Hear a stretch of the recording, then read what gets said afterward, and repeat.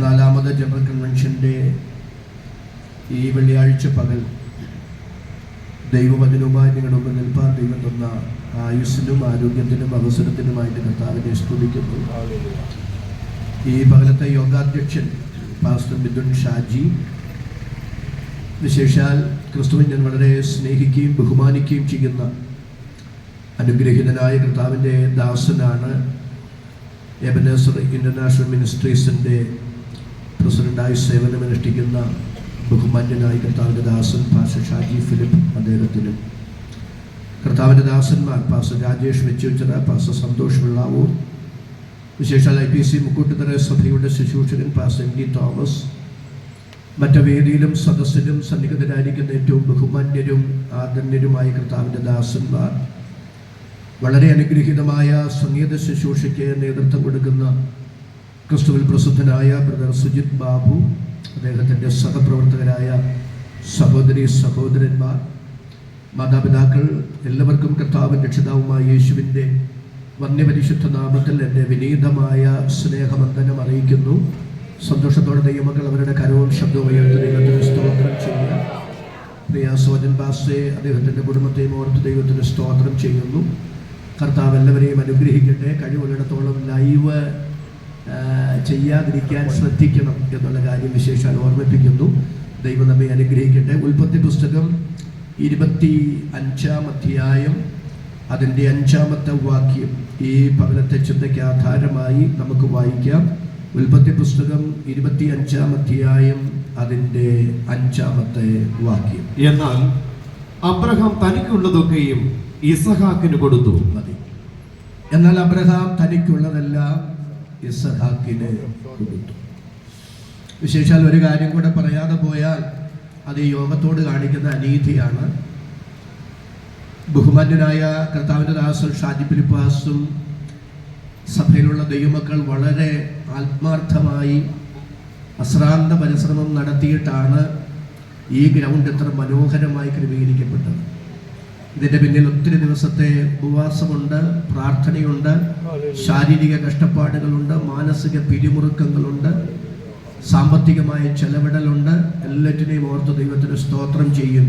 പ്രിയപ്പെട്ട കർത്താവിൻ്റെ ദാസനെയും ദൈവസഭയെയും ഞാൻ ഒരു നിമിഷം അഭിനന്ദിക്കാനായിട്ട് ഈ സമയം വേർതിരിക്കുന്നു. അനുഗ്രഹീതനായ കർത്താവിൻ്റെ ദാസനെയും ദൈവസഭയിലുള്ള ദൈവമക്കളെയും ഓർത്ത് നമ്മുടെ കരവും ശബ്ദവും ഉയർത്ത് ദൈവത്തിന് സ്തോത്രം ചെയ്യാം. കർത്താവ് അവരെ അനുഗ്രഹിക്കട്ടെ. ഞാൻ ഷാജി പാസ്റ്ററിനോട് പറഞ്ഞു, മുന്നോട്ടിറങ്ങി നിന്ന് ശുശ്രൂഷിക്കുന്നതിനൊക്കെ സ്വാതന്ത്ര്യമുണ്ടെന്ന്. പക്ഷേ ചില ദിവസങ്ങളായി ഞാനും ശാരീരികമായ അല്പമല്ലാത്ത ദീർഘദൂര യാത്രകൾ, വിശ്രമരഹിതമായ ശുശ്രൂഷകൾ, ഉറക്കളപ്പ്, ശാരീരികമായ ഒത്തിരി ക്ഷീണങ്ങൾ എനിക്ക് ഉണ്ടാക്കിയിട്ടുണ്ട്. ഇന്ന് രാത്രി ഇത് കഴിഞ്ഞ് ട്രിവാൻഡ്രത്ത് പനച്ചിമൂട് തമിഴ്നാടിനടുത്ത് രാത്രി യോഗത്തിന് പ്രസംഗിക്കണം. അതിനുശേഷം നാളെ നിലമ്പൂര് കടന്നു പോകണം. അതുകൊണ്ട് ഒരറ്റത്തു നിന്ന് മറ്റേ അറ്റത്തേക്കുള്ള ദീർഘദൂര യാത്രകൾ, ഉറക്കളപ്പ് എൻ്റെ ശരീരത്തിന് അല്പമല്ലാത്ത പ്രയാസങ്ങൾ ഉണ്ടാക്കിയിട്ടുള്ളത് കൊണ്ട് വളരെ ശാന്തമായി നിങ്ങളോട് ദൈവത്തിൻ്റെ വചനം നിന്ന് പറയണം എന്നാണ് ഞാൻ ആഗ്രഹിക്കുന്നത്. നിങ്ങളും മനസ്സുകൊണ്ട് അതിനൊന്ന് തയ്യാറെടുക്കണം എന്നുള്ള കാര്യം വിനയത്തോടെ ഓർമ്മിപ്പിക്കുന്നു. ദൈവം നമ്മെ സഹായിക്കട്ടെ. ഉൽപ്പത്തി പുസ്തകം 25-ാം അധ്യായത്തിൽ പഴയ നിയമത്തിൻ്റെ വിശ്വാസികളുടെ പിതാവായ ദൈവത്തിൻ്റെ സ്നേഹിതനായ അബ്രഹാം മണ്ണിൽ കണ്ണ് തിരുമി അടയ്ക്കുന്നതിന് മുൻപ് ചെയ്ത ശ്ലാഘനീയമായ കാര്യങ്ങളെ എടുത്തു പറയുമ്പോൾ ശ്രദ്ധേയമായ ഒരു കാര്യം പറയുകയാണ്. എന്നാൽ അബ്രഹാം തനിക്കുള്ളതെല്ലാം ഇസഹാക്കിന് കൊടുത്തു. ഇപ്പൊ സ്വാഭാവികമായി നിങ്ങൾക്കൊരു ചോദ്യം വരാം, KJ തോമസ് മാസ്റ്ററെ, ഈ പവർ കോൺഫറൻസിൽ കടന്നു വന്നിട്ട് അബ്രഹാം തനിക്കുള്ളതെല്ലാം ഇസഹാക്കിന് കൊടുത്തു എന്ന് പറയുന്നതിനകത്ത് എന്താണ് പ്രസക്തി? അതും ഞങ്ങളും തമ്മിൽ എന്താണ് ബന്ധം എന്നൊരു ആശയക്കുഴപ്പം നമ്മുടെ മനസ്സിലുണ്ടാകാൻ സാധ്യതയുണ്ട്. ഗലാത്യ ലേഖനം 4-ാം അധ്യായത്തിലേക്കൊന്ന് വരാം. ഗലാത്യ ലേഖനം 4-ാം അധ്യായം അതിൻ്റെ 28-ാമത്തെ വാക്യം.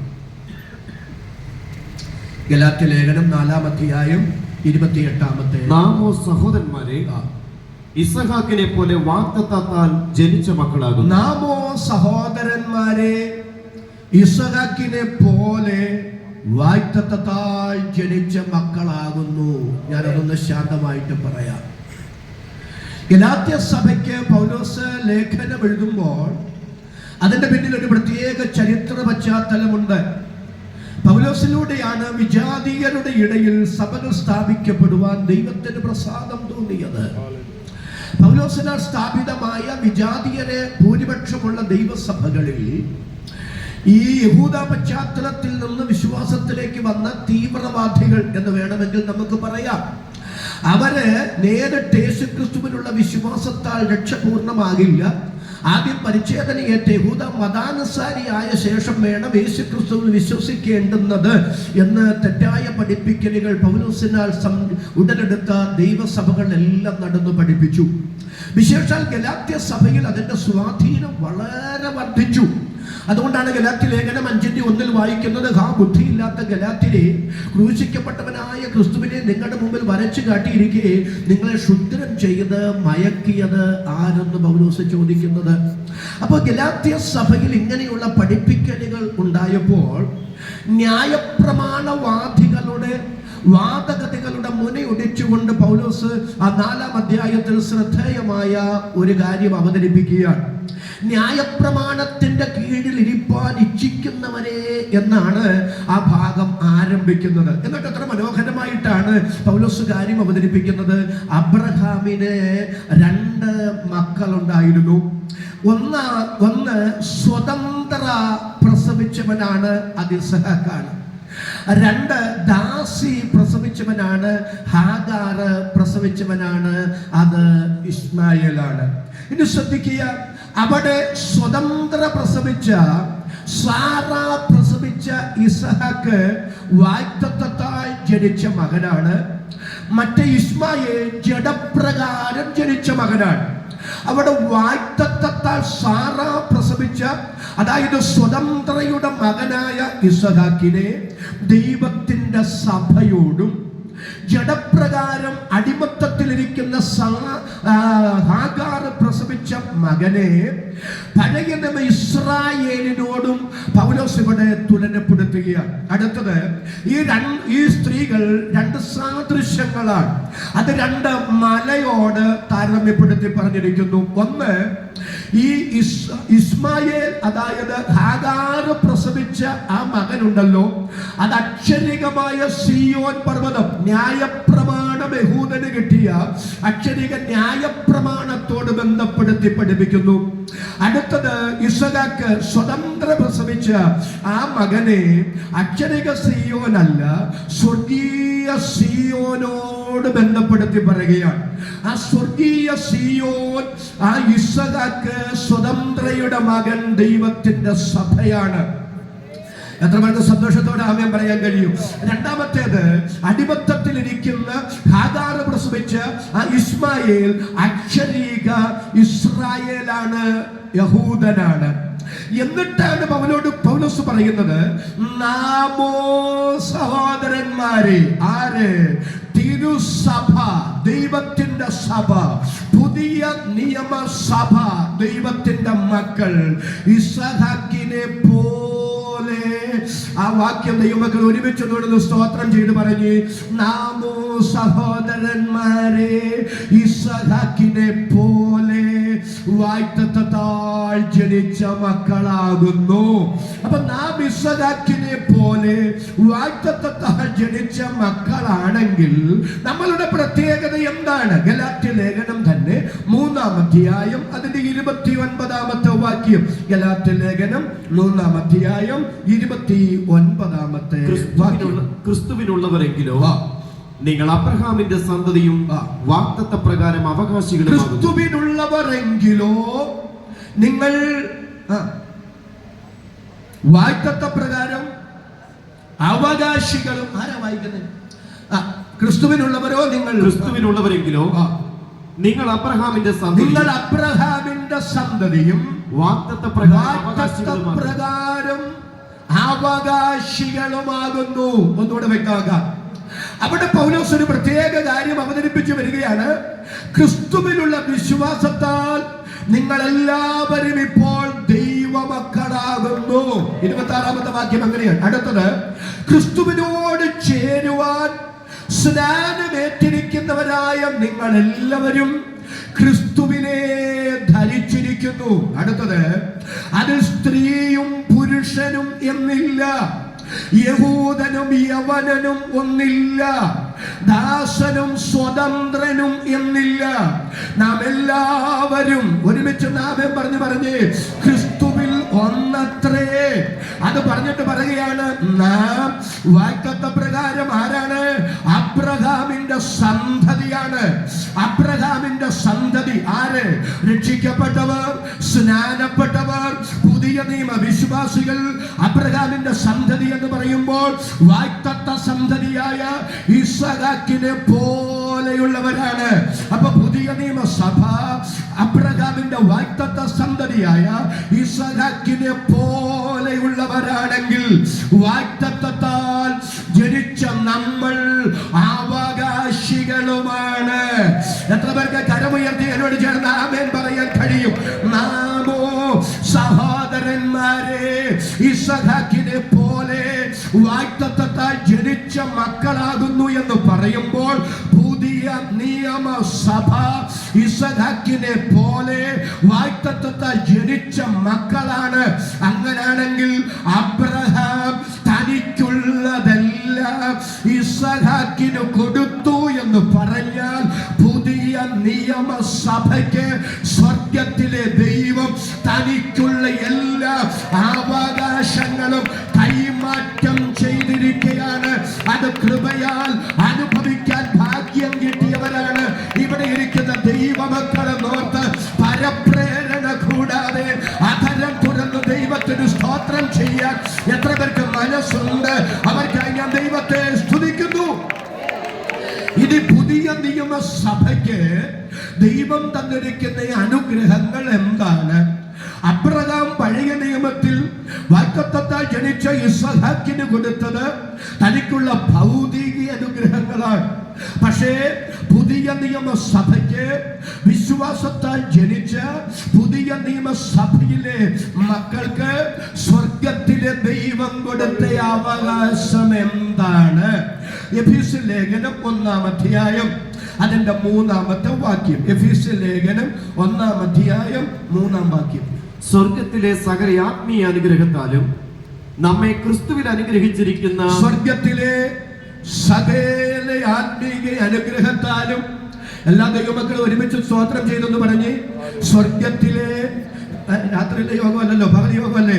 സ്വർഗത്തിലെ സകല ആത്മീയ അനുഗ്രഹങ്ങളാലും ക്രിസ്തുവേശുവിൽ നമ്മെ അനുഗ്രഹിച്ചിരിക്കുന്ന നമ്മുടെ കർത്താവായ യേശു ക്രിസ്തുവിന്റെ ദൈവവും പിതാവുമായവൻ വാഴ്ത്തപ്പെട്ടപ്പെടുമാറാകട്ടെ. അപ്പൊ പുതിയ നിയമസഭയ്ക്ക് ദൈവം കൊടുത്തിരിക്കുന്ന അനുഗ്രഹം എന്താണ്? ഭൗതിക അനുഗ്രഹങ്ങളല്ല, സ്വർഗത്തിലെ സകല ആത്മീക അനുഗ്രഹങ്ങളുമാണ്.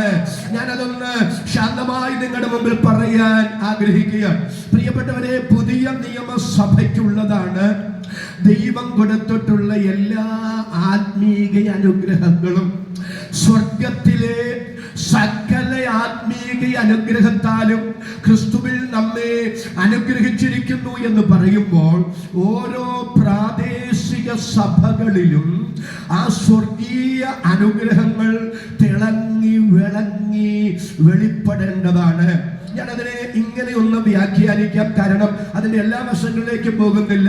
ശ്രദ്ധേയമായൊരു പഠനത്തിലേക്ക് നമുക്ക് വരേണ്ടതായിട്ടുണ്ട്. ഓരോ പ്രാദേശിക സഭയെ കുറിച്ചുള്ള ദൈവിക പദ്ധതി ഇതാണ്: കൃപാവരങ്ങളെ കൊണ്ട്, എല്ലാവരും നല്ലൊരാമേ പറഞ്ഞ് കൃപാവരങ്ങളെ കൊണ്ട് തമ്മിൽ തമ്മിൽ ശുശ്രൂഷിക്കണം. ദൈവസഭയ്ക്കകത്ത് ദൈവം വിശ്വാസികളെ ആക്കിയിരിക്കുന്നത് ശരീരത്തിലെ ഓരോ അവയവങ്ങൾ എന്ന നിലയിലാണ്. ശരീരം പൂർണ്ണമാകുന്നത് ഓരോ അവയവങ്ങളും അവയവങ്ങളുടെ ധർമ്മം വ്യക്തമായി നിവർത്തിക്കപ്പെടുമ്പോഴാണ്. അങ്ങനെ അവയവങ്ങൾ നന്നായി ഫങ്ഷൻ ചെയ്യുന്നില്ലെങ്കിൽ ആ ശരീരം പൂർണ്ണതയുള്ള ആരോഗ്യമുള്ള ഒരു ശരീരമല്ല. അപ്പൊ ദൈവസഭയിൽ ഞാൻ ഏത് അവയവമായിരിക്കണം എന്നുള്ളത് എന്റെ തീരുമാനശേഷിയിൽപ്പെട്ട കാര്യമായിരുന്നില്ല. ഏത് കൃപാവരങ്ങളെ കൊണ്ട് ഞാൻ എൻ്റെ കൂട്ടുവിശ്വാസിയെ ശുശ്രൂഷിക്കണം എന്നുള്ളതും എൻ്റെ ഇഷ്ടത്തിൽപ്പെട്ട കാര്യമായിരുന്നില്ല.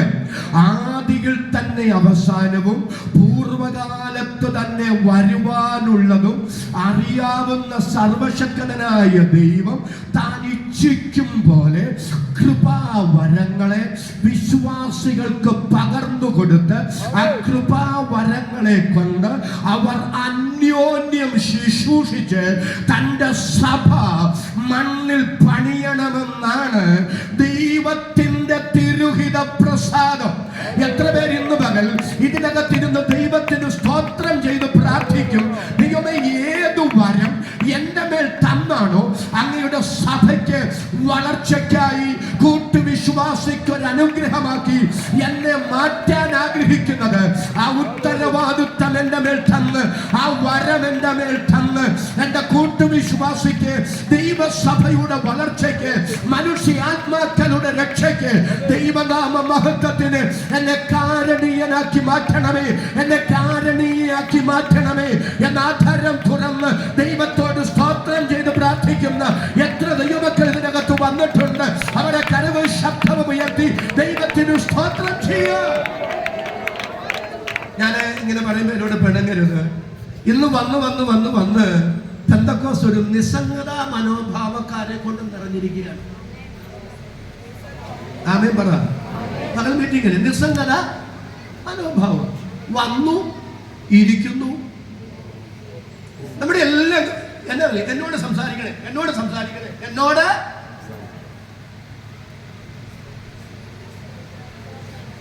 ആരെങ്കിലും എവിടെ നിന്നെങ്കിലും വന്ന് ശുശ്രൂഷിക്കുക. ആ ശുശ്രൂഷ എനിക്ക് അനുഭവിക്കണം. ആ ശുശ്രൂഷ കൊണ്ട് ഞാൻ വിടുവിക്കപ്പെടണം, ഞാൻ അനുഗ്രഹിക്കപ്പെടണം. ആ നിലയിലേക്ക് നമ്മൾ അങ്ങ് ചുരുങ്ങി. പക്ഷേ അതല്ലാതെ വേറൊരു തലം തിരുവെടുത്ത് സഭയ്ക്ക് കൊടുക്കുന്നുണ്ട്.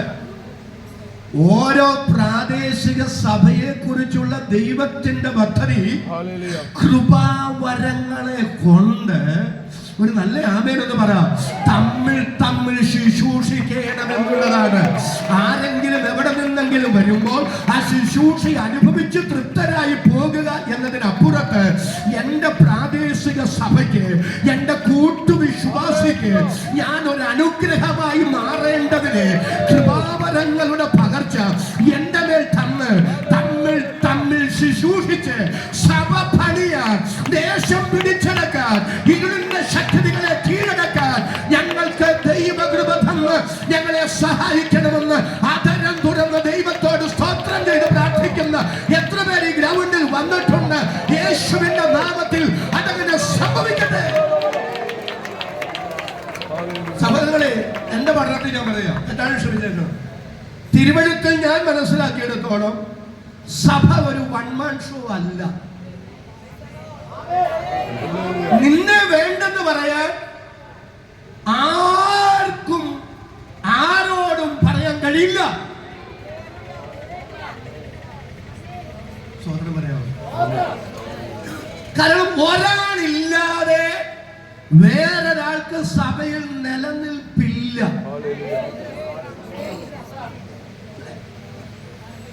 കണ്ണില്ലാതെ കാലിനോ, കാലില്ലാതെ കണ്ണിനോ? കണ്ണ് ശരിക്ക് വഴി തെളിച്ച് കാണിച്ചു തന്നാലല്ലേ കാലിന് നടക്കാൻ പറ്റൂ. കണ്ണുദ്ദേശിക്കുന്നിടത്ത് ചെല്ലണമെങ്കിൽ കാലിന്റെ സഹായം കൂടിയല്ലേ പറ്റൂ. ഇതുപോലെ അവയവങ്ങൾ ഓരോന്നും ഓരോ അവയവങ്ങൾക്കും പ്രാധാന്യമുള്ളതാകുന്നത് പോലെ ഒരവയവം ഉണ്ടെങ്കിൽ അത് ശരിയായി ഫംഗ്ഷൻ ചെയ്താലേ മറ്റൊരവയവത്തിന് നന്നായി കാര്യങ്ങൾ സുഗമമായി ചെയ്യാൻ കഴിയൂ എന്നുള്ളത് പോലെ ഒരു വിശ്വാസി ഇല്ലാതെ മറ്റൊരു വിശ്വാസിക്ക് നിലനിൽപ്പില്ലാത്തതുപോലെ ഒരാളെ കൂടാതെ മറ്റൊരാൾക്കൊന്നും ചെയ്യാൻ കഴിയാത്തതുപോലെ തമ്മിൽ അവൻ അഭേദ്യമായ സ്നേഹ കൂട്ടായ്മ ബന്ധത്തിലൂടെ ശുശ്രൂഷിക്കുന്ന ഒരു സംവിധാനമാണ് ദൈവസഭയ്ക്കകത്ത് ദൈവം ഒരുക്കി വച്ചിരിക്കുന്നത്. എത്ര പേർക്ക് എന്നോട് ചേർന്ന് ആമേൻ പറയാൻ ഈ പകൽ മനസ്സുണ്ട്? ദൈവം ഒരു കൃപാവരവും എല്ലാവർക്കും ഒരാൾക്കായിട്ട് കുത്തകയായിട്ട് കൊടുക്കില്ല. ഏതേ തോമസേ നിന്നോട് എനിക്ക് കരുണവും എല്ലാ കൃപാവരം കൊണ്ട് നിനക്ക്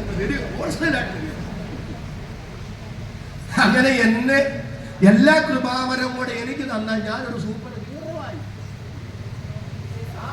പക്ഷെ ദൈവത്തിന്റെ സംവിധാനം അങ്ങനല്ല. എല്ലാ കൃപാവരം കൂടെ എല്ലാം ഹോൾസെയിലായിട്ട് ഒരാൾക്ക് കൊടുത്ത് അവരെ ഹീറോ ആക്കുകയല്ല. ഷാരി പാസ്ക്ക് ഒരു പ്രവചനവനം കൊടുക്കും. ഒരു ആമേനൊന്ന് പറ.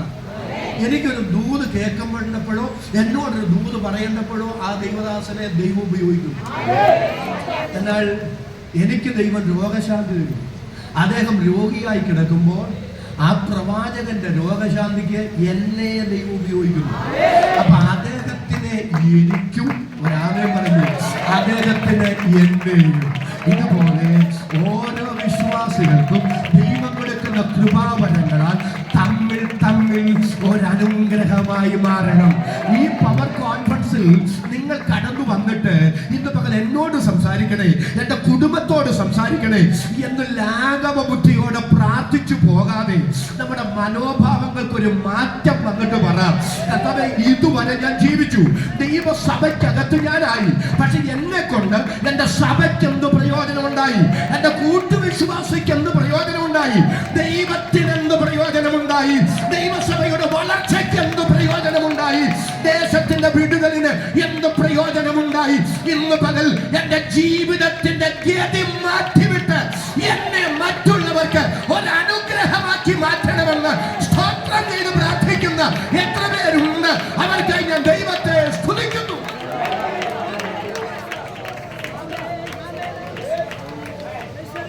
ഇന്നു മുതൽ നിങ്ങൾ കൃപാവരങ്ങൾക്ക് വേണ്ടി പ്രാർത്ഥിക്കണം. കൃപാവരങ്ങൾക്ക് വേണ്ടി പ്രാർത്ഥിക്കേണ്ടത് പാസ്റ്റർ സുരേഷ് ബാബു, പാസ്റ്റർ ടിനു ജോർജോ ഇവിടെ ഒന്ന് പ്രസംഗിക്കുമ്പോൾ എനിക്കും അവരെ പോലെ ആകണമെന്നുള്ള കൊതി കൊണ്ടാകല്ല. ആമേനൊന്ന് പറ. എനിക്കും അവരെ പോലൊന്ന് അങ്ങനെയുള്ള കൊതി കൊണ്ടല്ല. അങ്ങനെ അതിനപ്പുറത്ത് കർത്താവേ, എന്റെ സഭയിൽ എത്ര രോഗികളുണ്ട്, എന്റെ ദേശത്ത് എത്ര ആത്മാക്കൾ നഷ്ടപ്പെടുന്നുണ്ട്, എത്രയോ പേർ എത്രയോ പ്രതിസന്ധികൾ അകപ്പെടുന്നുണ്ട്.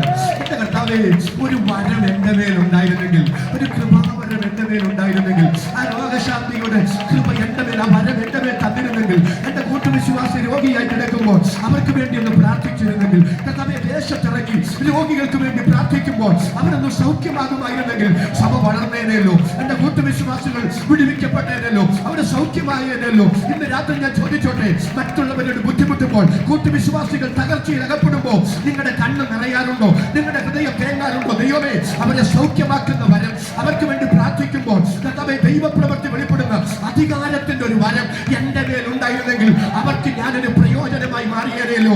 ഇന്ന് പകൽ നമ്മൾ നമ്മിലേക്ക് ഒതുങ്ങാതെ, സങ്കുച സ്വാർത്ഥ മനോഭാവങ്ങൾക്ക് അടിമപ്പെടാതെ ഇന്ന് പകൽ യേശുവിന്റെ നാമത്തിൽ അധികാരത്തോടെ സ്തോത്രം ചെയ്തു പറ. സ്വർഗത്തിലെ ദൈവം സഭയ്ക്ക് കൈമാറിയ എല്ലാ വരങ്ങളും അനുഗ്രഹങ്ങളും എന്റെ പ്രാദേശിക സഭയ്ക്കകത്ത് വെളിപ്പെട്ടു വരട്ടെ, എന്റെ മേലത് വെളിപ്പെട്ടു വരട്ടെ. ഇന്ന് മകൾ ഇന്ന വരമെന്ന് ദുശാഠ്യപ്പെടാതെ അതരം തുറന്ന് ദൈവത്തോട് സ്തോത്രം ചെയ്തു പറ. ഏത് വരം എന്റെ മേൽ തന്ന് എന്റെ കൂട്ടുവിശ്വാസിക്ക്, എന്റെ കൂട്ടുശുശ്രൂഷകന്, ദേശത്തെ വേലയുടെ വർധനവിന്, മനുഷ്യാത്മാക്കളുടെ രക്ഷയ്ക്ക് എന്നെ പ്രയോജനപ്പെടുത്താൻ എന്റെ ദൈവത്തിന് പദ്ധതിയുണ്ടോ? ആ വരവും നിറവും എന്റെ മേൽ പകർന്ന് എന്നെ ഒരു അത്ഭുതമാക്കി മാറ്റണമെന്ന് അതരം തുറന്ന ദൈവത്തോട് സ്തോത്രം ചെയ്ത് പ്രാർത്ഥിക്കുന്ന എത്ര ദൈവമക്കൾ ഇവിടെ വന്നിട്ടുണ്ട്. യേശുവിന്റെ നാമത്തിൽ അത് അങ്ങനെ സംഭവിക്കട്ടെ. അവിടെ ഒരു കാര്യം കൂടെ ഒന്ന് പറയാതെ പോയാൽ തെറ്റിദ്ധരിക്കപ്പെടാൻ സാധ്യതയുണ്ട്. വരങ്ങൾ കിട്ടുന്നത് നല്ലതാണ്, പക്ഷെ ഏത് വരം കിട്ടിയാലും അത് വാങ്ങുന്നതിന് മുമ്പ് ഭാവിക്കേണ്ടുന്നതിനു മീതെ ഒരു നല്ല ആമേൻ പറ. ഭാവിച്ചുയരാതെ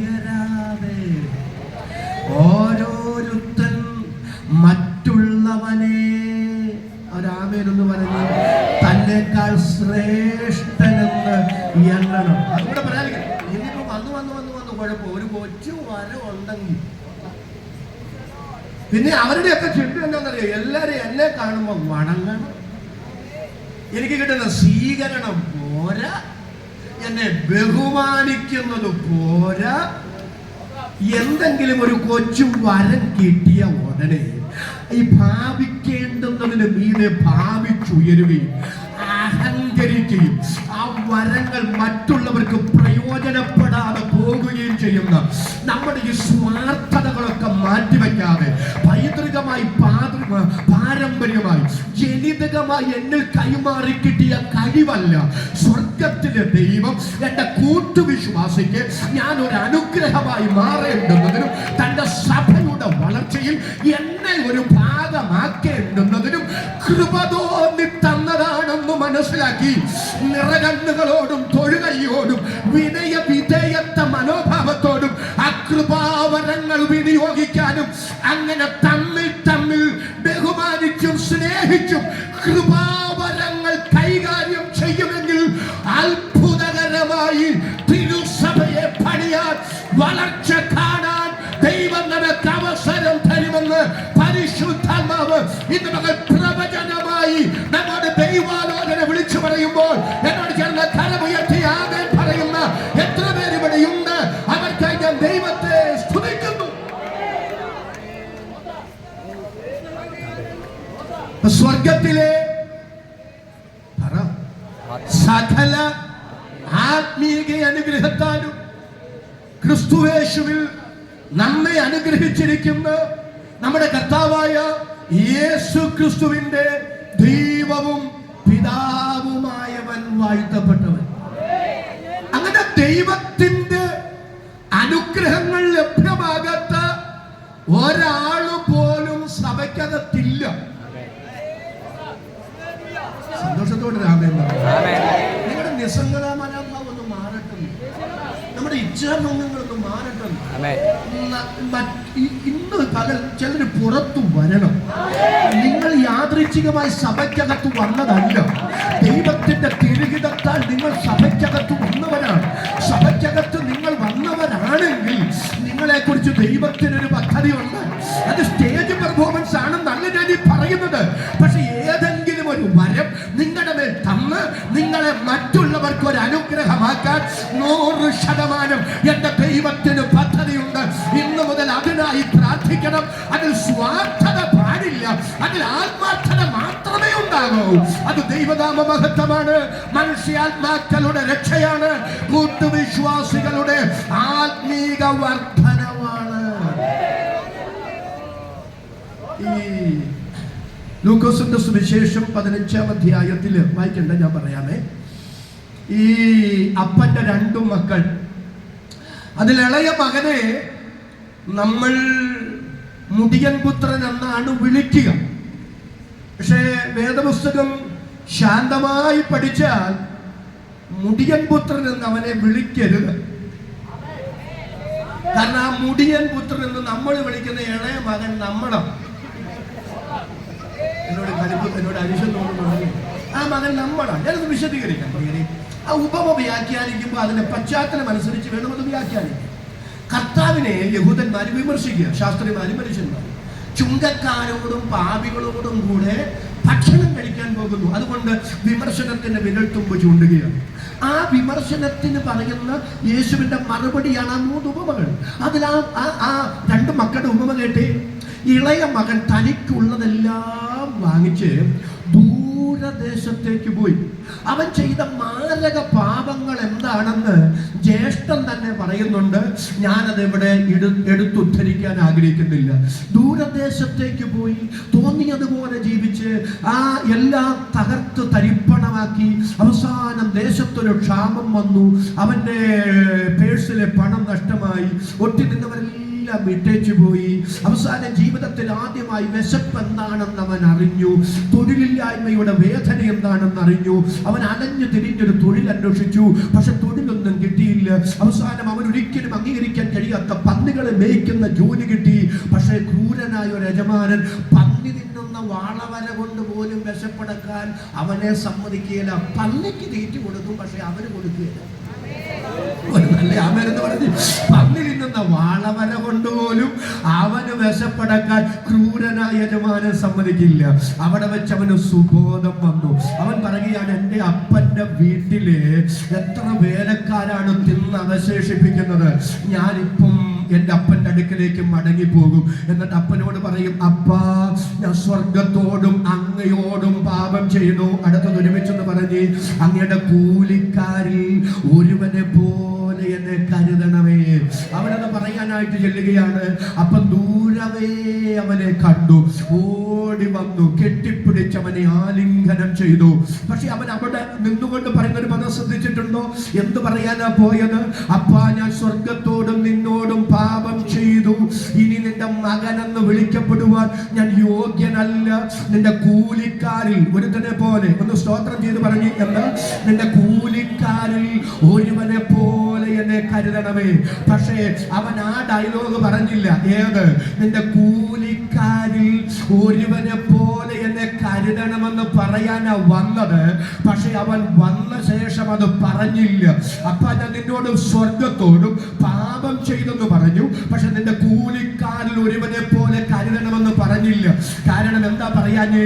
അപ്പന്റെ ആലിംഗനത്തിനകത്ത്, ആ കരവലയത്തിനകത്ത് നിൽക്കുമ്പോൾ അവന് മനസ്സിലായി, അപ്പന്റെ ഹൃദയത്തിനകത്ത് ഇന്നും ഒരു മകനെന്ന കരുതൽ എനിക്കുണ്ട്. കൂലിക്കാരനെ പോലെയല്ല, അപ്പൻ എന്നെ ഒരു മകനായിട്ട് തന്നെയാണ് കരുതുന്നത്. ഞാൻ ഇന്ന് പകൽ സഭയോട് ദൈവാത്മാവിൽ ദൂത് പറയുകയാണ്, ദൈവത്തിന്റെ സഭയ്ക്കകത്ത് കൂലിക്കാരില്ല. ദൈവത്തിന്റെ സഭയ്ക്കകത്ത് മക്കൾ മാത്രമേ ഉള്ളൂ. വെച്ച ദൈവമക്കൾ ഒരുമിച്ച് സ്തോത്രം ചെയ്ത് പറ, മക്കളാണെങ്കിൽ നാം അവകാശികളുമാണ്. അതുകൊണ്ട് അവകാശികളായ അപ്പന്റെ മക്കളായ നമ്മൾ സ്വർഗത്തിലെ സകല ആത്മീയ അനുഗ്രഹത്താലും നിറയപ്പെട്ട നമ്മൾ ആ ആത്മീയ അനുഗ്രഹങ്ങൾ നമ്മുടെ വ്യക്തിപരമായ ജീവിതത്തിൽ അനുഭവിക്കണം. നമ്മുടെ പ്രാദേശിക സഭകളിൽ ആ അനുഗ്രഹങ്ങൾ തിളങ്ങി വിളങ്ങി വരണോ. അത് ഞങ്ങളുടെ ഇടയിൽ സംഭവിക്കണമെന്ന് അതരം തുറന്ന ദൈവത്തോട് സ്തോത്രം ചെയ്ത് പ്രാർത്ഥിക്കുന്ന എത്ര പേര് ഇവിടെ വന്നിട്ടുണ്ട്? അവർക്കായി ഞാൻ ദൈവത്തെ സ്തുതിക്കുന്നു. ലൈവൊന്നും വേണ്ടത് ഞാൻ പറഞ്ഞിരുന്നു. അത് ചില കാര്യങ്ങൾ നമ്മൾ മാത്രമുള്ളപ്പോൾ നമ്മൾ അറിയേണ്ട ചില കാര്യങ്ങളില്ലേ, അത് പറയാനാ ജംഗ്ഷനും കൂടെ ആയിപ്പോയി. എന്നാലും ഞാനൊന്ന് പറയാം കേട്ടോ. നമ്മൾ എത്ര അധപ്പതിച്ചെന്നറിയാമോ? അസൂയയും കുശുമ്പും ഏറ്റവും കൂടുതലുള്ളത്. സന്തോഷത്തോടെ ആമേൻ പറ.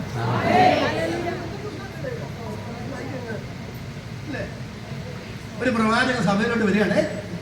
എൻ്റെ മോടെ തലയെ കൈവച്ചിട്ട്, നിന്നെ UK മെഡിസിന് പഠിക്കാൻ അങ്ങനെ ഒരു തൂത് പറയുമ്പോഴുണ്ടല്ലോ, ഞാനും എൻ്റെ ഭാര്യയും കൂടെ യോഗം കഴിഞ്ഞ് പോകുന്നതുണ്ടല്ലോ, ഇന്ത്യ വേൾഡ് കപ്പ് ജയിച്ചു. പക്ഷേ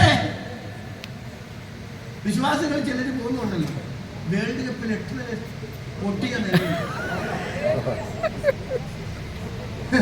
നേരെ മറിച്ച് അവരുടെ ആരുടെയെങ്കിലും മക്കളെ കുറിച്ച് അങ്ങനെ കൂടി പറയുമ്പോൾ അവര് പോകുന്നത് വേൾഡ് കപ്പ് ജയിച്ചപ്പോൾ ഞാനും ഭാര്യയും പോകുന്നത് ക്വാർട്ടർ ഫൈനലിൽ പോലും പ്രവേശിക്കാൻ പറ്റിയില്ലല്ലോ എന്നുള്ള ഞാൻ പറയുന്ന സത്യമാണോ?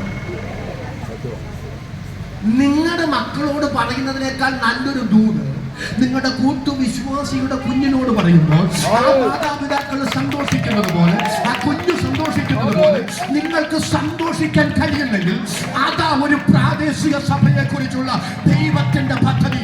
പക്ഷെ ഇന്ന് നടക്കുന്നത് സ്വാർത്ഥതകളും സങ്കുചിത മനോഭാവങ്ങളും അസൂയകളുമാണ്. യേശുവിന്റെ നാമത്തിൽ അതെല്ലാം നമ്മുടെ ഇടയിൽ നിന്ന് മാറിപ്പോയിട്ട് സഭ എന്താണെന്ന്, സഭയെക്കുറിച്ചുള്ള ദൈവത്തിന്റെ പദ്ധതി എന്താണെന്ന്, ദൈവത്തിന്റെ മനസ്സെന്താണെന്ന്, ദൈവത്തിന്റെ ഉദ്ദേശം എന്താണെന്ന് പെന്തക്കോസ്ത് തിരിച്ചറിഞ്ഞ് ആ നിലയിൽ ദൈവത്തെ സേവിക്കട്ടെ. ദൈവം ആരാണെന്ന് തെളിയിക്കാൻ വിശ്വസ്തനായ ഒരു ദൈവം ഉയരത്തിൽ ഉണ്ടെന്ന് ഞാൻ വിളിച്ചു പറയുമ്പോ എന്നോട് ചേർന്ന് ആമേൻ പറയാൻ മനസ്സുള്ള ദൈവമക്കളുടെ കരം ഞാൻ ഒന്നുകൂടെ കാണട്ടെ. ആ കരവും ശബ്ദവും ഉയർത്തി ദൈവത്തിന് സ്തോത്രം ചെയ്യാം.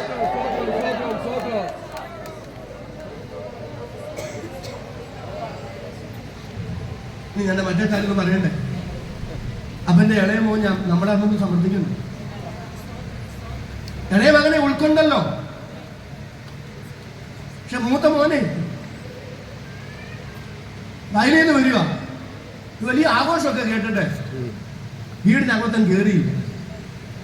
അപ്പൻ അങ്ങോട്ട് ചെന്ന് അവനോട് അപേക്ഷിച്ചത്, എന്റെ പൊന്നുമോനെ, ആദ്യം മേളക്കാരൻ ഒത്തിനെ വിളിച്ച് ചോദിച്ചത്, എന്നാ ഇവിടെ? അയ്യോ, ഇവിടെ സഹോദരൻ വന്നു, അവനെ ഒന്ന് കാണട്ടെ എന്ന് പറഞ്ഞ് തുള്ളിച്ചാടി ചെല്ലല്ലോ. അവനെ വീടിനകത്ത് കയറാതെ മടങ്ങി വന്നവനെ വിമർശിച്ചുകൊണ്ട് പുറത്തേക്ക്. അപ്പം വന്നവനോട് അപേക്ഷിച്ച് അവനോട് പറയുന്നൊരു കാര്യമുണ്ട്. അത് വരികൾക്കിടയിൽ അതുകൊണ്ട്, എന്റെ പൊന്നുമോനെ, അവൻ മടങ്ങി വന്നു, ഞാൻ അവനെ സ്വീകരിച്ചു എന്നുള്ളതുകൊണ്ട് നിനക്കുള്ളതൊന്നും പറയാൻ പോകുന്നില്ലടാ. അവൻ വന്നതുകൊണ്ട് നിനക്കുള്ളതെല്ലാം കുറയുന്നുള്ള ആ ഇച്ഛാഭംഗം കൊണ്ടാ നീ അകത്ത് കയറാത്തതെങ്കിൽ വിഷമിക്കണ്ട. അപ്പൊ അവൻ ആരാന്നറിയോ? സ്വതന്ത്രം പറ. ഈ ശാസ്ത്രിമാരെയും പരീക്ഷന്മാരെയും യഹൂദ മതമണ്ഡലത്തെയും കർത്താവ് താരതമ്യപ്പെടുത്തുന്നത് മൂത്ത മാനോടുള്ള ബന്ധത്തിൽ. നീ എപ്പോഴും പുറത്തു നിൽക്കുക, നിനക്ക് വേണമെങ്കിൽ അകത്തു വരാം. നിനക്ക് എന്നോടുള്ള വിമർശനത്തിന്റെ കാരണം എന്താ? ഞാന് ചുങ്കക്കാരോടും പാപികളോടും കൂടെ ഭക്ഷണം കഴിക്കുന്നതല്ലേ? അവനും എന്റെ മകനാ. നിങ്ങൾക്ക് മനസ്സിലാകുന്നുണ്ടോ? അങ്ങനെയാണെങ്കിൽ ഇളയ മകൻ തന്റെ മരണത്താൽ സമ്പാദിക്കപ്പെടാൻ പോകുന്ന ദൈവസഭയാണ്. അത് നമ്മളാണ്. ജാതികളിൽ നിന്നും ഭാഷകളിൽ നിന്നും വംശങ്ങളിൽ നിന്നും ഗോത്രങ്ങളിൽ നിന്നും വില കൊടുത്തു വാങ്ങപ്പെട്ട ദൈവത്തിന്റെ സഭയാണത്. യഹൂദൻ ഇന്നും പുറത്തു നിൽക്കുകയാണ്. അവൻ വിമർശിച്ചുകൊണ്ട് നിൽക്കുകയാണ്. അവൻ അകത്ത് കയറിയിട്ടില്ല. എന്നാൽ കൃപയാൽ നമുക്ക് സഭയുടെ അകത്ത് കയറാൻ, അപ്പന്റെ മകനെന്ന പദവിക്ക് യോഗ്യനാകാൻ ദൈവം അവസരവും ഭാഗ്യവും തന്നതുകൊണ്ട് ദൈവത്തിന് സ്തോത്രം പറയാൻ എത്ര പേർക്ക് മനസ്സുണ്ട്? ഞാൻ ആവർത്തിച്ച് പറയുന്നു, സഭയ്ക്കകത്താരും കൂലിക്കാരില്ല, സഭയ്ക്കകത്തും മക്കളും മാത്രമേ. അങ്ങനെയാണെങ്കിൽ അബ്രഹാം തനിക്കുള്ളതെല്ലാം ഇസഹാക്കിന് കൊടുത്തു. ഇതുപോലെ പുതിയ നിയമസഭ വാഗ്ദത്തത്താൽ ഇസഹാക്കിനെ പോലെ ജനിച്ച മക്കളാണ്. ഇസഹാക്ക് ഈ അനുഗ്രഹങ്ങളെല്ലാം കരഗതമാക്കാൻ യോഗ്യനാണ്. ഇസഹാക്കിന്റെ യോഗ്യതകൾ എന്തൊക്കെയാണെന്നാണ് ഇന്ന് മകൻ നിങ്ങളോട് പറഞ്ഞ് എന്റെ വാക്കുകൾക്ക് വിരാമം കുറിക്കാൻ ആഗ്രഹിക്കുന്നത്. ഇസഹാക്കിന്റെ ഒന്നാമത്തെ യോഗ്യത ഞാൻ പറയാം. ഉൽപ്പത്തി പുസ്തകം 22 വായിക്കേണ്ട. ദൈവം അബ്രഹാമിനോട് പറയുന്ന, അബ്രഹാമേ, നീ സ്നേഹിക്കുന്ന നിന്റെ ഏകജാതനായ മകൻ ഇസഹാക്കിനെ തന്നെ കൂട്ടിക്കൊണ്ട് മോറിയ ദേശത്ത് ഞാൻ കൽപ്പിക്കുന്ന ഇടത്ത് അവനെ ഹോമയാഗം കഴിക്കണം. അബ്രഹാം മകനും 2 ബാല്യക്കാരും, പിന്നീട് ഞാൻ വിശദീകരിക്കാം, ഒരു കഴുതയുമായി യാഗഭൂമി തേടിപ്പോവുകയാണ്. ആ യാഗഭൂമി തേടിപ്പോകുമ്പോൾ ജീവിത പങ്കാളിയായ സാറായോട് പറയാൻ കഴിയുന്നില്ല എവിടേക്ക് പോകുന്നു, എന്തിനു പോകുന്നു. കൂടെ നടക്കുന്ന ബാല്യക്കാരുണ്ടല്ലോ, അവരോടും പറയാൻ കഴിയുന്നില്ല സദുദ്ദേശത്തോടെ എവിടേക്ക് പോകുന്നു, എന്തിനു പോകുന്നു എന്ന്. അവസാനം ബാല്യക്കാരെ താഴെ നിർത്തി. അത് പിന്നീട് വിശദീകരിക്കാം. അപ്പനും മകനും കൂടെ മോറിയ മലയുടെ കയറ്റം കയറുമ്പോൾ മകനോടും തുറന്നു പറയാൻ കഴിയുന്നില്ല എവിടേക്ക് പോകുന്നു എന്ന്. അങ്ങനെ കയറ്റം കയറുമ്പോൾ മകൻ ചോദിക്കുന്നൊരു ചോദ്യമുണ്ട്. ആ ഭാഗത്തോടൊക്കെ പിന്നീട് വരാം. അപ്പൊ തീയുണ്ട്, വിറകുണ്ട്. എല്ലാവരും ഒന്ന് സ്തോത്രം ചെയ്ത് പറഞ്ഞേ, ഹോമയാഗത്തിനുള്ള ആട്ടിൻകുട്ടി എവിടെ? അതിനപ്പൻ പറയുന്ന മറുപടി, മകനെ, യഹോവ തനിക്ക് ഹോമയാഗത്തിന് ഒരാട്ടിൻകുട്ടിയെ കരുതിക്കൊള്ളും. നാം അത് പറയുന്നത് അതൊരു വിശ്വാസത്തിന്റെ പദമാണെന്നാണ്. ഞാനതിനെ എതിർക്കുന്നില്ല. അതൊരു വിശ്വാസത്തിന്റെ പദമായിരിക്കാം. പക്ഷെ അതിനൊരു മറുവശം കൂടുണ്ട്. അതൊരു പരിഹാര മാർഗമാണ്. മകനെ, നീയാണ് യാഗവസ്തു എന്ന് അപ്പനും മകനോട് പറഞ്ഞാൽ കൊള്ളാമെന്നുണ്ട്. പക്ഷെ ആ സത്യം തുറന്നു പറഞ്ഞാൽ ഞാനാണല്ലോ ആ യാഗവസ്തു എന്നോർത്ത് സ്വന്തം മകൻ വേദനിക്കും. ആ മകൻ വേദനിക്കുന്നത് കാണാൻ എത്ര ത്രാണിയില്ലാത്തത് കൊണ്ട് ആ പിതൃഹൃദയത്തിൽ നിന്നുയരുന്ന പരിഹാര മാർഗമാണ് യഹോവ കരുതിക്കൊള്ളുമെന്ന പദപ്രയോഗം. നിങ്ങൾ അബ്രഹാമിനെ പുറമേ നോക്കിക്കേ. അബ്രഹാമിനെ പുറമേ നോക്കിയാൽ ഒരു ഭാരവും കാണാനില്ല. നാട്ടുകാര് അടക്കം പറയും, മനുഷ്യനായിട്ട് ജീവിക്കുകയാണെങ്കിൽ ഇങ്ങനെ പോലെ വേണം ജീവിക്കാൻ. സ്നേഹിക്കുന്ന ഭാര്യ, അനുസരിക്കുന്ന മകൻ, ഇട്ടുമൂടാനുള്ള സ്വത്ത്, ആവശ്യത്തിനെല്ലാം ഉണ്ട്. പക്ഷേ എന്തൊരു ഭാഗ്യവാനായ മനുഷ്യനാണ്. ഇദ്ദേഹത്തെ പോലെ വേണം ജീവിക്കാൻ. ലോകം പുറമേ നോക്കുമ്പോൾ അങ്ങനെയേ കമൻസ് പറയാൻ സാധ്യതയുള്ളൂ. പക്ഷേ ലോകത്തിൽ ആർക്കും കാണാൻ കഴിയാത്ത ഒരു മാനസിക സ്വകാര്യ വ്യത ആ ഭക്തന്റെ അകത്തുണ്ട്. അതറിയാവുന്നത് സ്വർഗത്തിലെ ദൈവത്തിനും മാത്രമാണ്. സ്വന്തം ജീവിത പങ്കാളിയായ സാറായോടോ കൂടെ നടക്കുന്ന ബാല്യക്കാരോടോ ഇസ്ഹാക്കിനോടോ തുറന്നു പറയാൻ കഴിയാത്ത ഒരു സ്വകാര്യ വ്യത ആ ഭക്തന്റെ അകത്തുണ്ട്. അതറിയാവുന്നത് സർവശക്തനും മാത്രമാണെങ്കിൽ ഇന്ന് പകൽ ദൈവത്തിന്റെ പരിശുദ്ധാത്മാവ് അതിശക്തമായി ചിലരോട് ഈ ദൂത് വിളിച്ചു പറയുന്നു. നിങ്ങൾ ഇവിടെ വന്നിരിക്കുമ്പോൾ ധരിച്ചിരിക്കുന്ന വസ്ത്രം മനോഹരമാണ്, യാത്ര ചെയ്ത് വന്ന വാഹനം കേമമായിരിക്കാം, പാർക്കുന്ന വീട് മനോഹരമാണ്.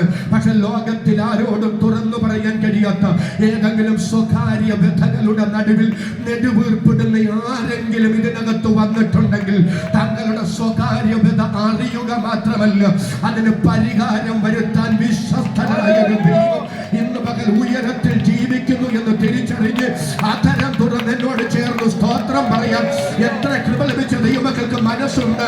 അവർക്കായി ഞാൻ ദൈവത്തെ സ്തുതിക്കുന്നു. പരിശുദ്ധാത്മാവ് ഇന്ന് പകൽ അതിശക്തമായി എന്നോട് ഇടപെടുന്നു. കാനാവിലെ കല്യാണ വീട് പുറമേ മൂടിയുള്ളതാണ്. ധാരാളം പേര് ആ വീട്ടിലേക്ക് വരുന്നുണ്ട്. വരുന്നവരെ സന്തോഷത്തോടെ അവർ സ്വീകരിക്കുന്നുണ്ട്. ധാരാളം പേര് ഫംഗ്ഷൻ കഴിഞ്ഞ് മടങ്ങി പോകുന്നവരെ അവര് ഹാർദവമായി സ്വീകരിച്ച് ഫംഗ്ഷൻ കഴിഞ്ഞ് സന്തോഷത്തോടെ യാത്രയാക്കുന്നുണ്ട്. പക്ഷെ വന്നവരോടും പോയവരോടും ആത്മാഭിമാന നിമിത്തം തുറന്നു പറയാൻ കഴിയാത്ത ഒരു സ്വകാര്യത ആ വീടിനകത്തുണ്ട്. എന്നാൽ എന്റെ കർത്താവ് സ്വകാര്യത അറിയുക മാത്രമല്ല, അതിന് പരിഹാരം വരുത്തിയ ദൈവമാണെങ്കിൽ ദീർഘനാളുകളായി ആരോടും തുറന്നു പറയാൻ കഴിയാത്ത ചില സ്വകാര്യ വ്യതകൾക്കകത്ത് വീർപ്പുമുട്ടുന്ന ചിലരോട് ഇന്ന് പകൽ പരിശുദ്ധാത്മാവ് ഇടപെടുന്നു.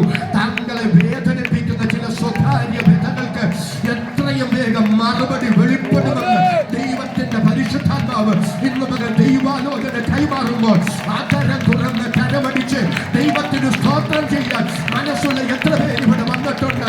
വിശ്വസിക്കുന്നവർക്ക് വേണ്ടി വ്യാപരിക്കുന്ന ദൈവശക്തി ഇന്ന് പകൽ ഇതിനകത്ത് വെളിപ്പെടുന്ന യേശുവിന്റെ നാമത്തിൽ അതങ്ങനെ സംഭവിക്കട്ടെ. യാഗഭൂമി തേടി അബ്രഹാം കടന്നു പോകുക. ഞാൻ പലപ്പോഴും പറയും, ആ യാത്രയെ ഞാൻ ഒരു അഗ്നി പരിശോധന എന്ന് പറയും. എത്ര പേര് എന്നോട് വരുന്നുണ്ട്? ആ യാത്രയെ ഒരു അഗ്നി പരിശോധന എന്ന് ഞാൻ പറയും. അബ്രഹാമിന് ഒരു മകനുണ്ടായിരുന്നു, ഇസ്മായേൽ, അല്ലേ? ഇസ്മായേൽ തൊട്ട് മുമ്പിലത്തെ അധ്യായത്തിൽ ദൈവം അബ്രഹാമിനോട് പറഞ്ഞു, അബ്രഹാമേ, ഇസ്മായേലിനെ പുറത്താക്കി കളയാൻ പറയുന്നുണ്ട്. സത്യത്തിൽ ഇസ്മായേലിനോട് അബ്രഹാമിന് എന്ത് സ്നേഹമായിരുന്നെന്നറിയാമോ? നിങ്ങൾ എന്നോട് വരുന്നുണ്ടോ? ഒരു കാലത്ത് ദൈവം അബ്രഹാം ഇസ്ഹാക്കിനെ ആഗ്രഹിച്ചിരുന്നു, വാഗ്ദത്ത സന്തതിയെ ആഗ്രഹിച്ചിരുന്നു. പക്ഷെ ഇസ്മായേലിനെ കിട്ടിക്കഴിഞ്ഞ ശേഷം ദൈവം ഒരിക്കൽ അബ്രഹാമിന്റെ അടുക്കൽ വന്ന് പറഞ്ഞു, അബ്രഹാമേ, ഞാൻ നിനക്കൊരു മകനെ തരും, എന്റെ ഭാര്യ സാറ നിനക്കൊരു മകനെ പ്രസവിക്കും, അവൻ ഇസ്ഹാക്ക് എന്ന് പേരിടണം. ഉടനെ അബ്രഹാം തിരിച്ച് ദൈവത്തോട് പറഞ്ഞത്, ദൈവമേ, അവനെ എത്രയും വേഗം തരണമെന്നല്ല, പിന്നെ എന്നാ പറഞ്ഞെന്നറിയാമോ? ദൈവമേ, ഇസ്മായേൽ അങ്ങയുടെ മുൻപാകെ ജീവിച്ചിരുന്നാൽ മാത്രം മതി.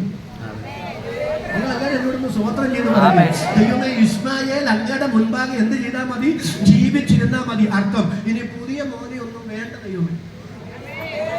സന്തോഷത്തോടെ രാമേ പറഞ്ഞു, ഇനി പുതിയ മകനെ ഒന്നും വേണ്ട, തന്നവനെ ഒരു കേടും പറ്റാതെ അങ്ങ് കാത്താ മതി. അപ്പൊ അബ്രഹാം ആരിൽ തൃപ്തനായിരുന്നു? ഇസ്മായേലിൽ തൃപ്തനായിരുന്നു. എന്നാൽ അബ്രഹാമേ, നീ ഇസ്മായേലിൽ തൃപ്തനാണെങ്കിലും ഒരു ഇസ്ഹാക്കിനെ നിന്റെ കൂടാരത്തിൽ കൊണ്ടുതരണമെന്ന് എന്റെ ദൈവത്തിന് പദ്ധതി ഉണ്ടെങ്കിൽ, നിന്റെ കണക്കുകൂട്ടലുകൾക്കപ്പുറത്ത്, നിന്റെ പ്രതീക്ഷകൾക്കപ്പുറത്ത്, നിന്റെ ചിന്തകൾക്കപ്പുറത്ത് അത് ചെയ്യാൻ ദൈവം വിശ്വസ്തനാണ്. ഇന്ന് പറഞ്ഞ സ്തോത്രം ചെയ്ത് പറയാം, നിങ്ങൾ ആഗ്രഹിച്ചിട്ടില്ലെങ്കിൽ പോലും, നിങ്ങൾ ഇച്ഛിച്ചിട്ടില്ലെങ്കിൽ പോലും ചിലത് നിങ്ങളുടെ മേൽ, നിങ്ങളുടെ മിനിസ്ട്രിയുടെ മേൽ, നിങ്ങളുടെ തലമുറയുടെ മേൽ കണ്ടെത്തരണമെന്ന് ദൈവത്തിന് പദ്ധതി ഉണ്ടെങ്കിൽ, ആഗ്രഹങ്ങൾക്കപ്പുറത്ത്, ഇച്ഛകൾക്കപ്പുറത്ത്, താല്പര്യങ്ങൾക്കപ്പുറത്ത്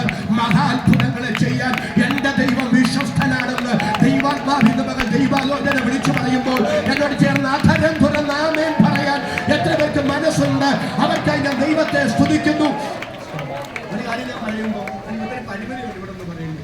ഒരു കാര്യം ഞാൻ പറയുമ്പോൾ എന്നോട് എത്ര പേര് യോജിക്കുന്നു എനിക്ക് അറിഞ്ഞുകൂടാ. ദൈവത്തിൽ നിന്നും ആരും ഒന്നും പിടിച്ചു മേടിക്കാൻ പോകല്ലേ.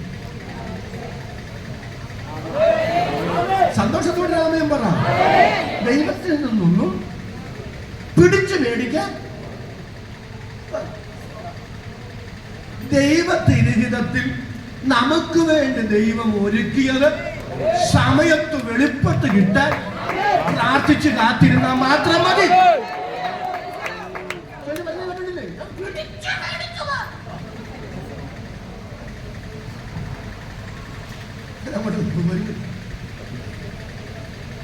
ഒന്നും പിടിച്ചു മേടിക്കുന്നു. ആ പാട് ആശയപ്പെടുമ്പോ അല്ലേ എന്തൊക്കെയാണ് അവിടെ വിശദീകരിക്കും. യാക്കോബ് പറയുന്നുണ്ട്, നീ എന്നെ അനുഗ്രഹിച്ചല്ലാതെ. ഒരു ആമേനൊന്ന് പറ. നമ്മുടെ എല്ലാ യോഗങ്ങളിലും ഒരു സ്ഥിരം പല്ലവിയാണ്, നീ എന്നെ അനുഗ്രഹിച്ചല്ലാതെ. പറ. ഞാൻ എന്നെ ഞങ്ങളെ പോലെ പറയിപ്പിക്കും.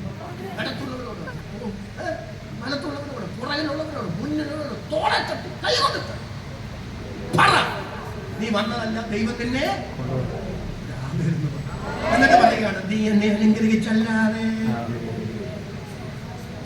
എന്റെ ചോദ്യം, യാക്കോബ് എന്നെ അനുഗ്രഹിച്ചല്ലാതെ ഞാൻ അങ്ങേ വിടുകയെന്ന് പറഞ്ഞ് എന്തായി പറയുന്നത്? എനിക്കറിയാം, ഞാനിങ്ങനെ സത്യം പറഞ്ഞാൽ അറിയാം, എന്നാലും പറയാതിരിക്കാൻ പറ്റില്ല, പറയണ്ടേ. ഉടുതുണിക്ക് മറുതുണി ഇല്ലാതെ ഒരു നേരത്തെ ആഹാരത്തിനും മറുനേരത്തേക്ക് ആഹാരത്തിനും വകയില്ലാതെ പോയവനായ യാക്കോബ് കിട്ടിയ കാട്ടുകല്ല് തലയണയായി വെച്ച് ലൂസിൽ കിടന്നുറങ്ങുമ്പോൾ ദൈവത്തോട് പറയുന്നത്, ഭക്ഷിക്കാൻ ആഹാരം, ധരിക്കാൻ വസ്ത്രം എനിക്ക് തരണമെന്ന്. അതിന്റെ അർത്ഥം എന്താ? അന്നത്തെ ചിന്ത എന്താഹാരം കഴിക്കുമെന്നുള്ളതാണ്, എന്ത് വസ്ത്രം ധരിക്കുമെന്നുള്ളതാണ്. ഉടുതുണിക്ക് മറുതുണിയില്ല. ഒരു നേരത്തെ ആഹാരം കഴിഞ്ഞാൽ മറുനേരത്തേക്ക് ആഹാരം യാക്കോബിനില്ല. അന്നത്തെ യാക്കോബിന്റെ ഭാരം വസ്ത്രത്തെ കുറിച്ചാണ്, ആഹാരത്തെ കുറിച്ചാണ്. അന്ന് ആകപ്പാടുള്ള സമ്പാദ്യം ഒരു വടിയാണ്. തിരിച്ചു വന്ന യാക്കോബ് പറയുന്നുണ്ട്, ഞാൻ ഒരു വടിയോട്, ഒരു ആമേനെന്ന് പറഞ്ഞ ഒരു വടിയോടുകൂടെ അല്ലോ ഞാൻ ഈ യോർദാൻ. അപ്പൊ ഒരു വടിയോട് കൂടെ 10-20 കൊല്ലം ലാബാനെ സേവിച്ചു. എത്ര വിദഗ്ധമായിട്ട് ലാബാൻ യാക്കോബിനെ ചൂഷണം ചെയ്യുന്നറിയോ? അങ്ങോട്ട് പോയ യാക്കോബ് എങ്ങനെയുള്ളവരാണെന്ന് ഞാൻ പറയാം. ഈ 16-ാമലേക്ക് പ്രവേശിക്കുമ്പോൾ കിണറില്ലേ ഒരു ആമയും പറഞ്ഞു പ്രദേശത്തിലാണ് നോക്കിയപ്പോ കുറച്ച് ഇടയന്മാര് ആടുകളുമായിട്ട് വന്ന് അവിടെ തമ്പടിച്ച് കിടക്കും. ഉടനെ യാക്കോബ് ചോദിച്ചു, അതെന്നാ ഈ ആടിനെ മേയിച്ചിട്ട് നേരത്തേക്ക് പോകുന്നത്? ഇനിയും മേയിക്കാൻ ഒത്തിരി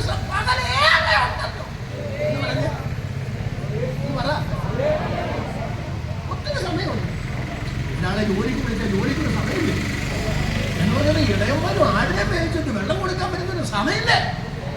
സമയം ഇനി ഒത്തിരി ഉണ്ടല്ലോ, നിങ്ങളല്ല വേഗം വെള്ളം കൊടുത്തിട്ട് പോ. ഉടനെ അവര് പറഞ്ഞു, ഞങ്ങൾക്ക് അങ്ങനെ വെള്ളം കൊടുക്കാൻ പറ്റില്ല. കാരണം ഈ ഭയങ്കര ബുദ്ധിമാന്മാരാണ് അന്നത്തെ മനുഷ്യര്. ഈ കിണറ്റിൽ നിന്ന് വരുന്നവര് വെള്ളം പോരാതിരിക്കാൻ എല്ലാവർക്കും കൂടെ ഉരുട്ടി മാറ്റാൻ പറ്റത്തക്ക വലിയൊരു കല്ല് വെച്ചിട്ടുണ്ട്. 2-3 പേര്, ഒരു നല്ല രാമൻ പറഞ്ഞു, 2-3 പേര് വന്നാലൊന്നും കല്ല് മാറ്റാൻ പറ്റില്ല. എല്ലാ ഇടയന്മാരും കൂടെ വന്നാലേ ഇത് മാറ്റാൻ പറ്റുള്ളൂ. അപ്പൊ എല്ലാരും കൂടെ വന്നിട്ട് വേണം ഇത് മാറ്റാൻ. എന്നിട്ട് വേണം വെള്ളം കൊടുക്കുക. അപ്പൊ എല്ലാവരുടെയും വരവ് കാത്ത് കിടക്കുക. പക്ഷെ റാഹേലിനെ ആടിനെയും കണ്ടപ്പോ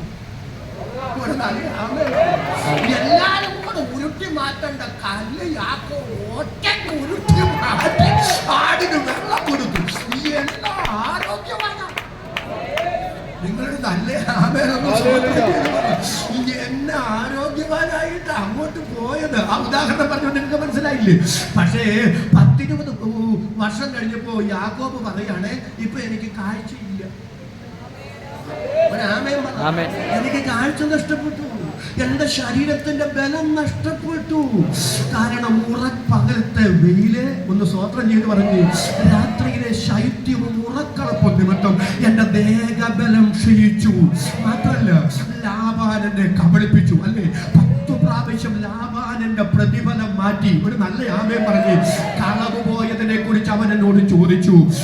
ചത്തുപോയതില്ലേ, കാട്ടുമൃഗങ്ങൾ കൊണ്ടുപോയതില്ലേ, അതിന് ഞാൻ ഉത്തരവാദിയായിരുന്നു. ചുരുക്കി പറഞ്ഞാൽ ഓരോ മാസത്തെ ശമ്പളം നിൽക്കുമ്പോൾ യാക്കോബിന് ഇങ്ങോട്ട് കൊടുക്കാനൊന്നുമില്ല. അടുത്ത മാസത്തെ കുടിശ്ശികയും. സന്തോഷത്തോടെ ആമേൻ പറ. ആർക്ക് കുടിശ്ശിക മാത്രമേ ഉള്ളൂ? ഈ യാക്കോബിന് കുടിശ്ശിക മാത്രമേ ഉള്ളൂ. ചത്തുപോയത്, കാട്ടുമൃഗങ്ങൾ കൊന്നുകളഞ്ഞത്, കളവ് പോയത്, എല്ലാത്തിന്റെയും ഉത്തരവാദിത്വം യാക്കോബ് വഹിക്കേണ്ടി വന്നു. പക്ഷെ ഒരു കാര്യം ഞാൻ പറയാം, ലാബാൻ യാക്കോബിനോട് അങ്ങനെ ചെയ്യാൻ കാര്യമെന്നറിയാമോ? അവനോട് എങ്ങനെ പെരുമാറിയാലും ചോദിക്കാനും പറയാനും അവൻ ആരുമില്ലെന്നുള്ള അഹന്തയാണ്. പക്ഷെ ഒരു രാത്രി ദൈവം യാക്കോബിനോട് പറഞ്ഞു, യാക്കോബേ, ലാബാൻ നിന്നോട് ചെയ്തത് ഞാൻ കണ്ടിരിക്കുന്നു. ഇന്ന് രാത്രി ഞാൻ വിളിച്ചു പറയാം, പരമാർത്ഥിയാണെങ്കിൽ, നിഷ്കളങ്കനാണെങ്കിൽ, ദൈവത്തെ ഹൃദയപൂർവ്വം സേവിക്കാമെങ്കിൽ ദൈവം നീതി നടത്തുന്ന ദൈവമാണ്. സമയം വരുമ്പോൾ നീതിയോടെ വിധിച്ച് നമ്മുടെ നീതിയെ മധ്യാനം പോലെ പ്രകാശിപ്പിക്കാൻ എന്റെ ദൈവം വിശ്വസ്തനാണെങ്കിൽ, കൃപ ലഭിച്ച ദൈവമക്കൾ ഒരുമിച്ച് ആത്മാവിൽ സ്തോത്രം ചെയ്തു പറഞ്ഞാൽ, എന്റെ ദൈവം ആർക്കും കടക്കാരനല്ല, എന്റെ ദൈവം ആർക്കും ബാധ്യതയല്ല. അതരം തുറന്ന ദൈവത്തിന് സ്തോത്രം പറയാൻ മനസ്സുള്ള എത്ര ദൈവമക്കൾ ഇവിടെയുണ്ട്, അവർക്കായി ഞാൻ ദൈവത്തെ സ്തുതിക്കുന്നു. ഉടുതുണിക്ക് മറുതുണി ഇല്ലാതെ പോയവന്, ഒരു നേരത്തെ ആഹാരം കഴിഞ്ഞ് മറു നേരത്തേക്ക് ആഹാരം ഇല്ലാതെ പോയവന് തിരിച്ചു ദൈവത്തിനെ മടക്കി വരുന്നറിയോ? ഈ കുതന്ത്രങ്ങളിലൂടെ ഇവൻ അനുഗ്രഹിക്കപ്പെടാതിരിക്കാൻ ലാബാൻ എല്ലാ തന്ത്രവും പ്രയോഗിച്ചു. യാക്കോബിനെ അനുഗ്രഹിക്കാൻ ദൈവം തീരുമാനിച്ചു. ദൈവം താങ്കളുടെ കുടുംബത്തിന്റെ സ്ഥിതി മാറ്റാൻ പദ്ധതിയിട്ട, നിങ്ങളെ മാനിക്കാൻ ദൈവം തീരുമാനിച്ചു. താങ്കളുടെ തലമുറയെ ഉയർത്താൻ ദൈവം തീരുമാനിച്ചു. ശുശ്രൂഷയുടെ അതിര് വിശാലമാക്കാൻ ദൈവം പദ്ധതിയിട്ടാൽ ആരെല്ലാം എന്തെല്ലാം തന്ത്രങ്ങൾ മെനഞ്ഞാലും, എന്തെല്ലാം ഗൂഢാലോചനകൾ അവൻ പദ്ധതികൾ തയ്യാറാക്കിയാലും ആ തന്ത്രങ്ങളെ കശക്കി എറിഞ്ഞ് ദൈവത്തിന്റെ അനുഗ്രഹം, ദൈവത്തിന്റെ മഹത്വം നമ്മുടെ മേൽ വെളിപ്പെടുത്താൻ എന്റെ ദൈവം വിശ്വസ്തനാണ്. അതരം തുറന്ന ചങ്കുറ്റത്തോടെ ഇന്ന് മകൾ ആമേൻ പറയുന്ന എത്ര പേർ ഇവിടെയുണ്ട്? ഞാൻ നിർണയിച്ചിരിക്കുന്നു, ഞാനത് നിവർത്തിക്കും. ദൈവിക നിർണയങ്ങളെ തകിടം മറിക്കാൻ ലോകത്തിനൊരു ശക്തിക്കും സാധ്യമല്ലവേ അല്ല. തിരിച്ചെങ്ങനെ വരുന്നറിയോ? 200 കോലാണ് യേശാവിന് സമ്മാനം കൊടുക്കാൻ. ഒരു ആമേനൊന്നും എന്നാ വിശുദ്ധനെന്നറിയാവോ യാക്കോബ്? യാക്കോബേ, 10% കൊടുക്കാന്നൊക്കെ ദൈവത്തോട് പറഞ്ഞോ? ഒരു ആമേൻ പറഞ്ഞു. ഇത് വല്ലതും ചെയ്തോ? ആനയെ പണിയാമെന്ന് പറഞ്ഞോ? ഇത് വല്ലതും ചെയ്തോ? അവസാനം ദൈവം കൂടെ പറഞ്ഞു, യാക്കോബേ, അത് ഓർത്തോളേ, ഞാൻ ബേഥേലിന്റെ ദൈവമാണേ, അങ്ങോട്ട് പോക്കോണേ. അല്ലേ? ഒരു ആമേൻ. ആ യാക്കോബ് യേശാവിന് സമ്മാനമായിട്ട് കൊടുത്തത് എന്തൊക്കെയാണെന്നറിയോ? 200 കോലാണ്, 20 കോലാട്ട് ഒറ്റ. ഒരു ആമേൻ പറ. 200 ചെമ്മരി ആട്, 20 ചെമ്മരി ആട്ടു കൊറ്റൻ, പിന്നെ 40 പശുക്കൾ, 10 കാള, 20 സ്വതന്ത്രം ചെയ്ത് പറഞ്ഞു. അടുത്തത് 30 കറമുള്ള ഒട്ടകങ്ങൾ, അവയുടെ കുട്ടികൾ, 20 കഴുതകൾ, 10 കഴുത കുട്ടികൾ.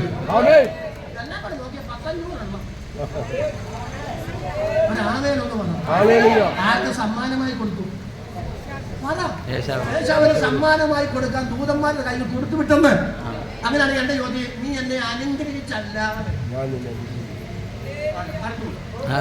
നീ എന്നെ അനുഗ്രഹം വേണ്ടേ? ഒരു വടിയുമായി പോയവനെ, ഭക്ഷിക്കാൻ ആഹാരവും ധരിക്കാൻ വസ്ത്രവും മാത്രം ചോദിച്ചവനെ 2 കൂട്ടമാക്കി മടക്കി വരുത്തി. ജ്യേഷ്ഠന് സമ്മാനമായി 100 കണക്കിന് ആടുകളും മാടുകളും ഒക്കെ കൊടുക്കത്തക്കവനിൽ ദൈവം അനുഗ്രഹിച്ചെങ്കിൽ, നീ എന്നെ അനുഗ്രഹിച്ചല്ലാതെ ഞാൻ നിന്നെ വിടുകയെന്ന് പറഞ്ഞാൽ അവിടുത്തെ അനുഗ്രഹം എന്താണ്? ഭൗതികമാണോ? അല്ലവേ അല്ല.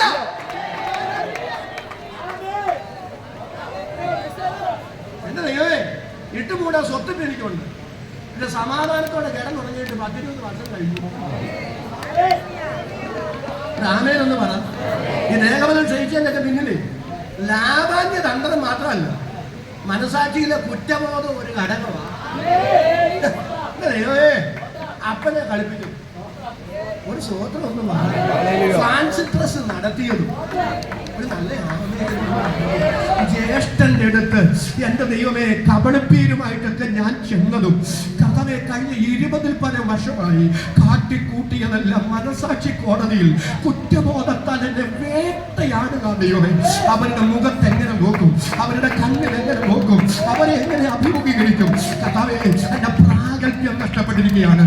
അങ്ങനെ അനുഗ്രഹിച്ചല്ലാതെ അങ്ങനെ ഞാൻ അങ്ങ് വിടുകയെന്ന് പറഞ്ഞാൽ ഭൗതിക അനുഗ്രഹമല്ല ദൈവമേ. എന്റെ അപ്പനുമായി നിരക്കത്തക്ക നിലയിൽ, എന്റെ ജ്യേഷ്ഠനുമായി നിരക്കത്തക്ക നിലയിൽ, ദൈവത്തോടും മനുഷ്യനോടും കുറ്റമറ്റ മനസാക്ഷിയോടെ ജീവിക്കത്തക്ക നിലയിൽ പ്രാഗൽഭ്യത്തോടെ ജീവിക്കാൻ കർത്താവേ എനിക്ക് കൃപ തരണമേ. ഇന്ന് ഞാൻ വിളിച്ചു പറയാം കേട്ടോ. ഇതൊരു പവർ മീറ്റിംഗ് ആണെങ്കിൽ ഞാൻ വിളിച്ചു പറയാം. കെട്ടിപ്പൊക്കിയ വീടോ യാത്ര ചെയ്യുന്ന വാഹനങ്ങളോ നമുക്ക് കിട്ടിയ ഭൗതിക നന്മകളോ അല്ല. യഥാർത്ഥത്തിൽ അനുഗ്രഹം ദൈവത്തോടും മനുഷ്യരോടും കുറ്റമറ്റ മനസാക്ഷിയോടെ, മനസാക്ഷി കോടതിയിൽ കുറ്റബോധത്താൽ അവൻ വേട്ടയാടപ്പെടാതെ ഓരോ രാത്രിയും, ഇന്ന് രാത്രി അപ്പച്ചന്റെ കരങ്ങളിൽ തലയായിച്ച് ഞാൻ കിടക്കുന്നു. അപ്പൻ അനുവദിച്ച നാളെ പ്രഭാതത്തെ കണ്ണു തുറന്നെഴുന്നേൽക്കും. അല്ല, ഈ കിടപ്പ് കിടന്ന് എന്റെ കണ്ണെന്നേക്കും അടയുന്നെങ്കിൽ അപ്പന്റെ അടുക്കൽ ചെല്ലും എന്ന ഉറപ്പോടെ ഓരോ ദിവസവും അവൻ ദൈവസന്നിധിയിൽ ജീവിക്കാൻ കഴിഞ്ഞാൽ അതാണ് ശരിയായ അനുഗ്രഹം. എന്നോട് ചേർന്ന തന്റെ ഇടത്തോടെ അതിനാമേൻ പറയാൻ മനസ്സുള്ള ദൈവമക്കളുടെ കരം ഞാൻ ഒന്നുകൂടെ കാണട്ടെ. ആ കരവ് ശബ്ദം ഉയർത്തി ദൈവത്തിന് സ്തോത്രം ചെയ്യാം.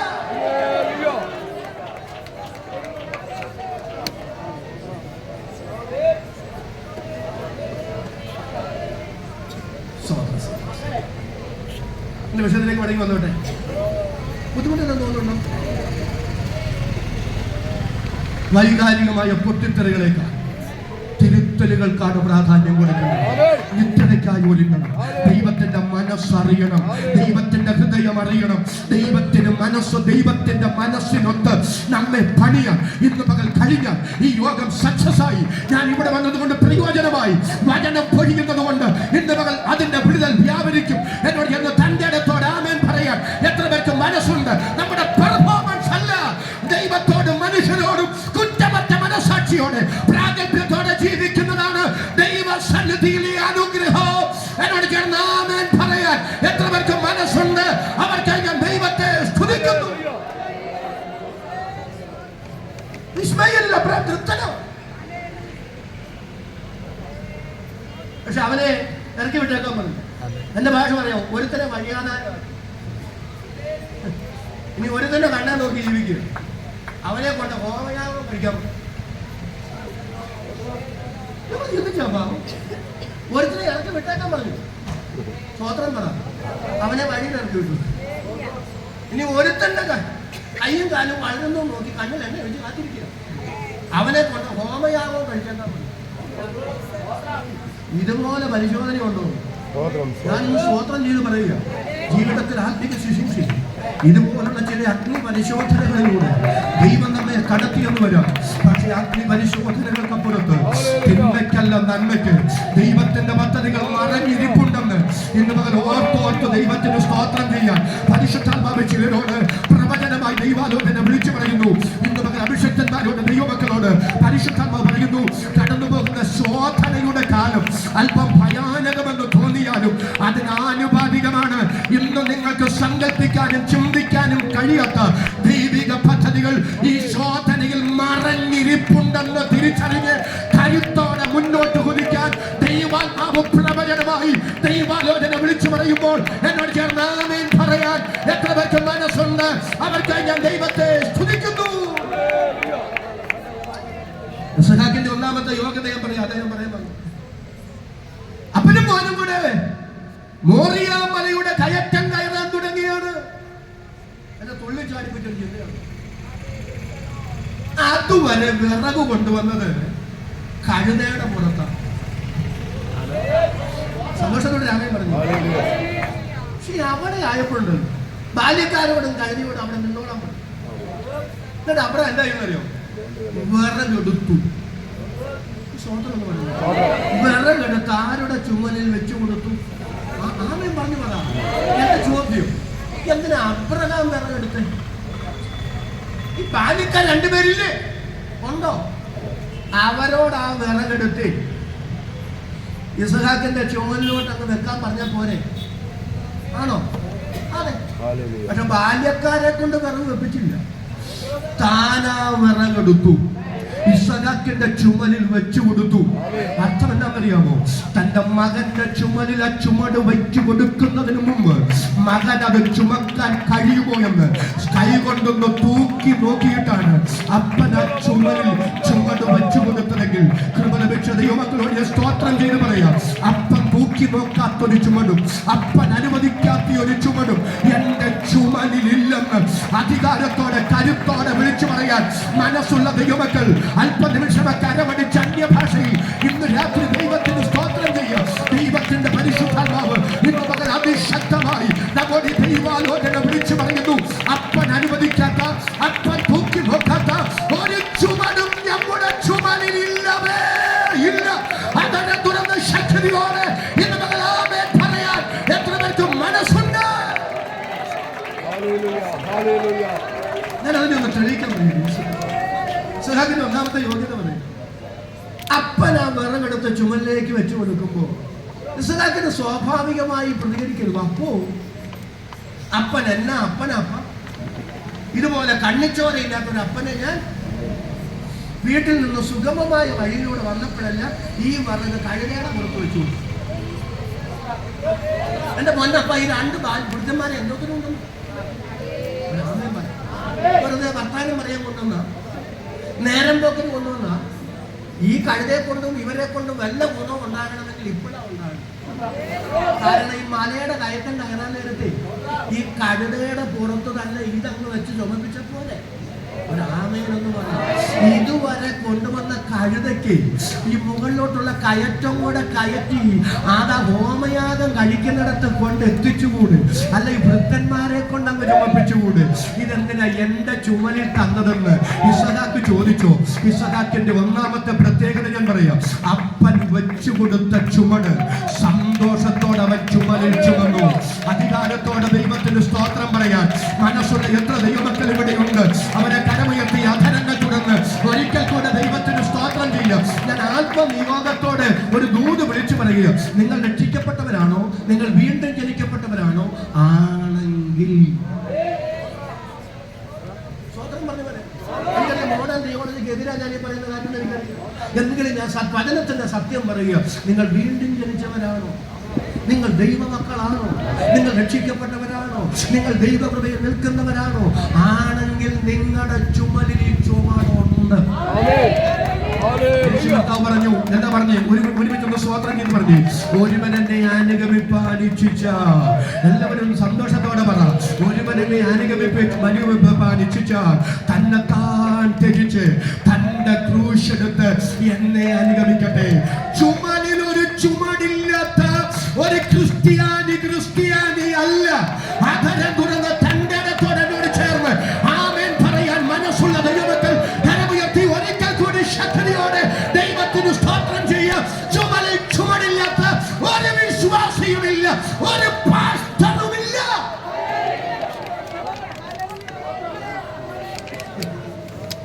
നമ്മൾ ചിലരെ കാണുമ്പോൾ പറയാം ഒരു കുഴപ്പവും ഇല്ല, അവർക്കൊരു ക്രൂശും ദൈവമേ ഉള്ള ക്രൂശല്ല. ദൂരമേ നിൽക്കുന്നതുകൊണ്ടാണ്. പക്ഷെ അവരോട് അടുത്ത് ഇടപഴകുമ്പോൾ മനസ്സിലാകും എന്റെ ദൈവമേ എന്റെ ക്രൂശിനേക്കാൾ എന്തോ വലിയ ക്രൂശാണ്.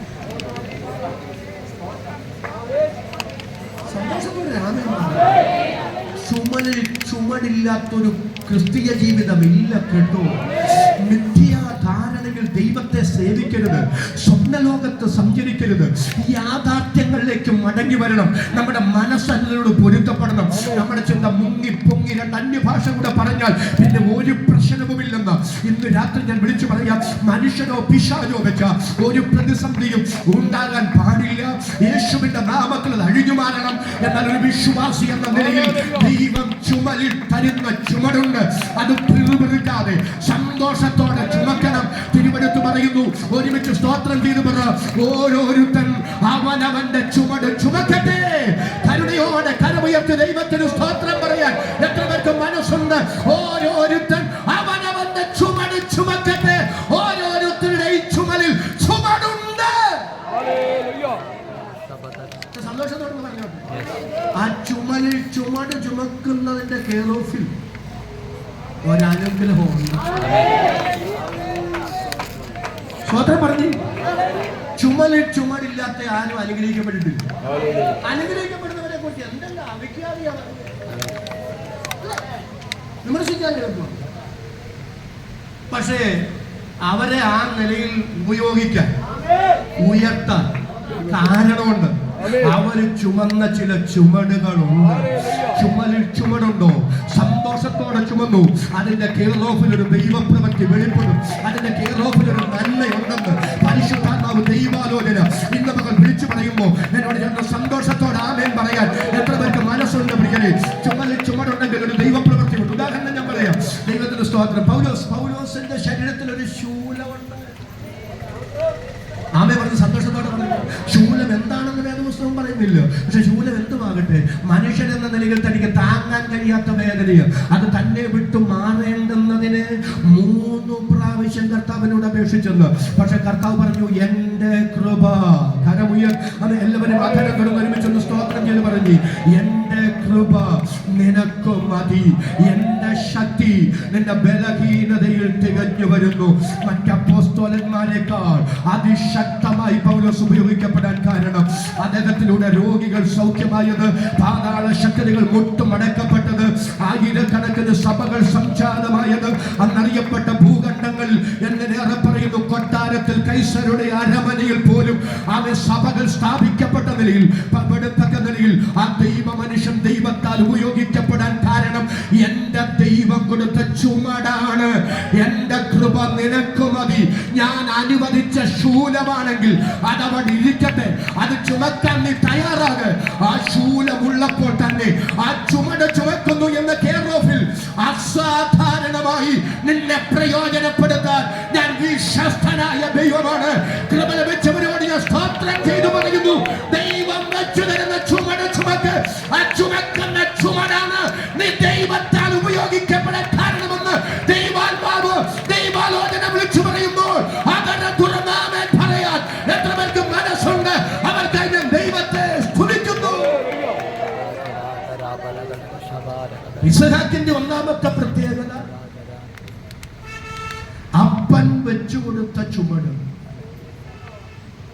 സന്തോഷത്തോടെ പറയാം. ചുമലിൽ വെറുപ്പില്ലാതെ സന്തോഷത്തോടെ ഏറ്റെടുത്തു. രണ്ടാമത്തെ ചിന്ത ഞാൻ പറയാം. രണ്ടാമത്തെ ചിന്ത ഇതാണ്, അവർ ഇരുവരും ഒരുമിച്ച് നടന്നു. ആമേൻ പറഞ്ഞു. ആരിരുവരും ഒരുമിച്ച് നടന്നു? ആരിരുവരും ഒരുമിച്ച് നടന്നു? ചുമലിൽ ചുമട് വെച്ചു കൊടുത്ത അപ്പനും ചുമലിൽ ചുമടുള്ള ഇസഹാക്കും ഒരുമിച്ച് നടന്നു. ഞാനൊരു ദൂത് അവിടെ പറയാൻ കേട്ടോ. ചുമലിൽ ഒരു ചുമട് വെച്ച് തന്നിട്ട് ദൂരെ നിന്ന് കളി കാണുന്ന ഒരു അപ്പനെയല്ല ഇന്ന് മകന്റെ സ്തോത്രം ചെയ്ത് ആരാധിക്കുന്നത്.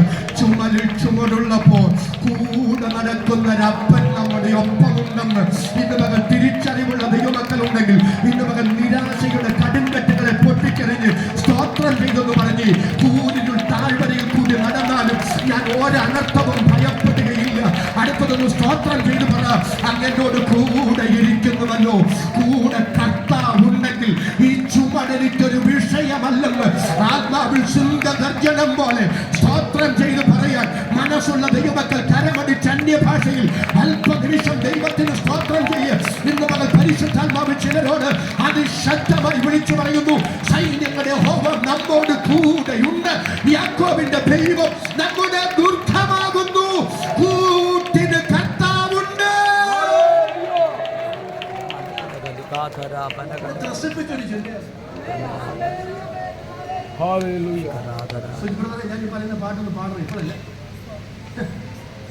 കർത്താവ് കൂടെ ഉണ്ടെന്ന് അറിഞ്ഞ പിന്നെ എന്തിനാ ഭയം?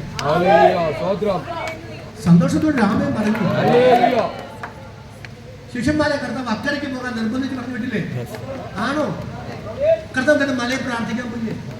മലയെ പ്രാർത്ഥിച്ചുകൊണ്ടിരിക്കുമ്പോ ഇവിടെ പ്രതിസന്ധി ഉണ്ടായില്ലേ? പറഞ്ഞു വീശി അടിക്കുന്ന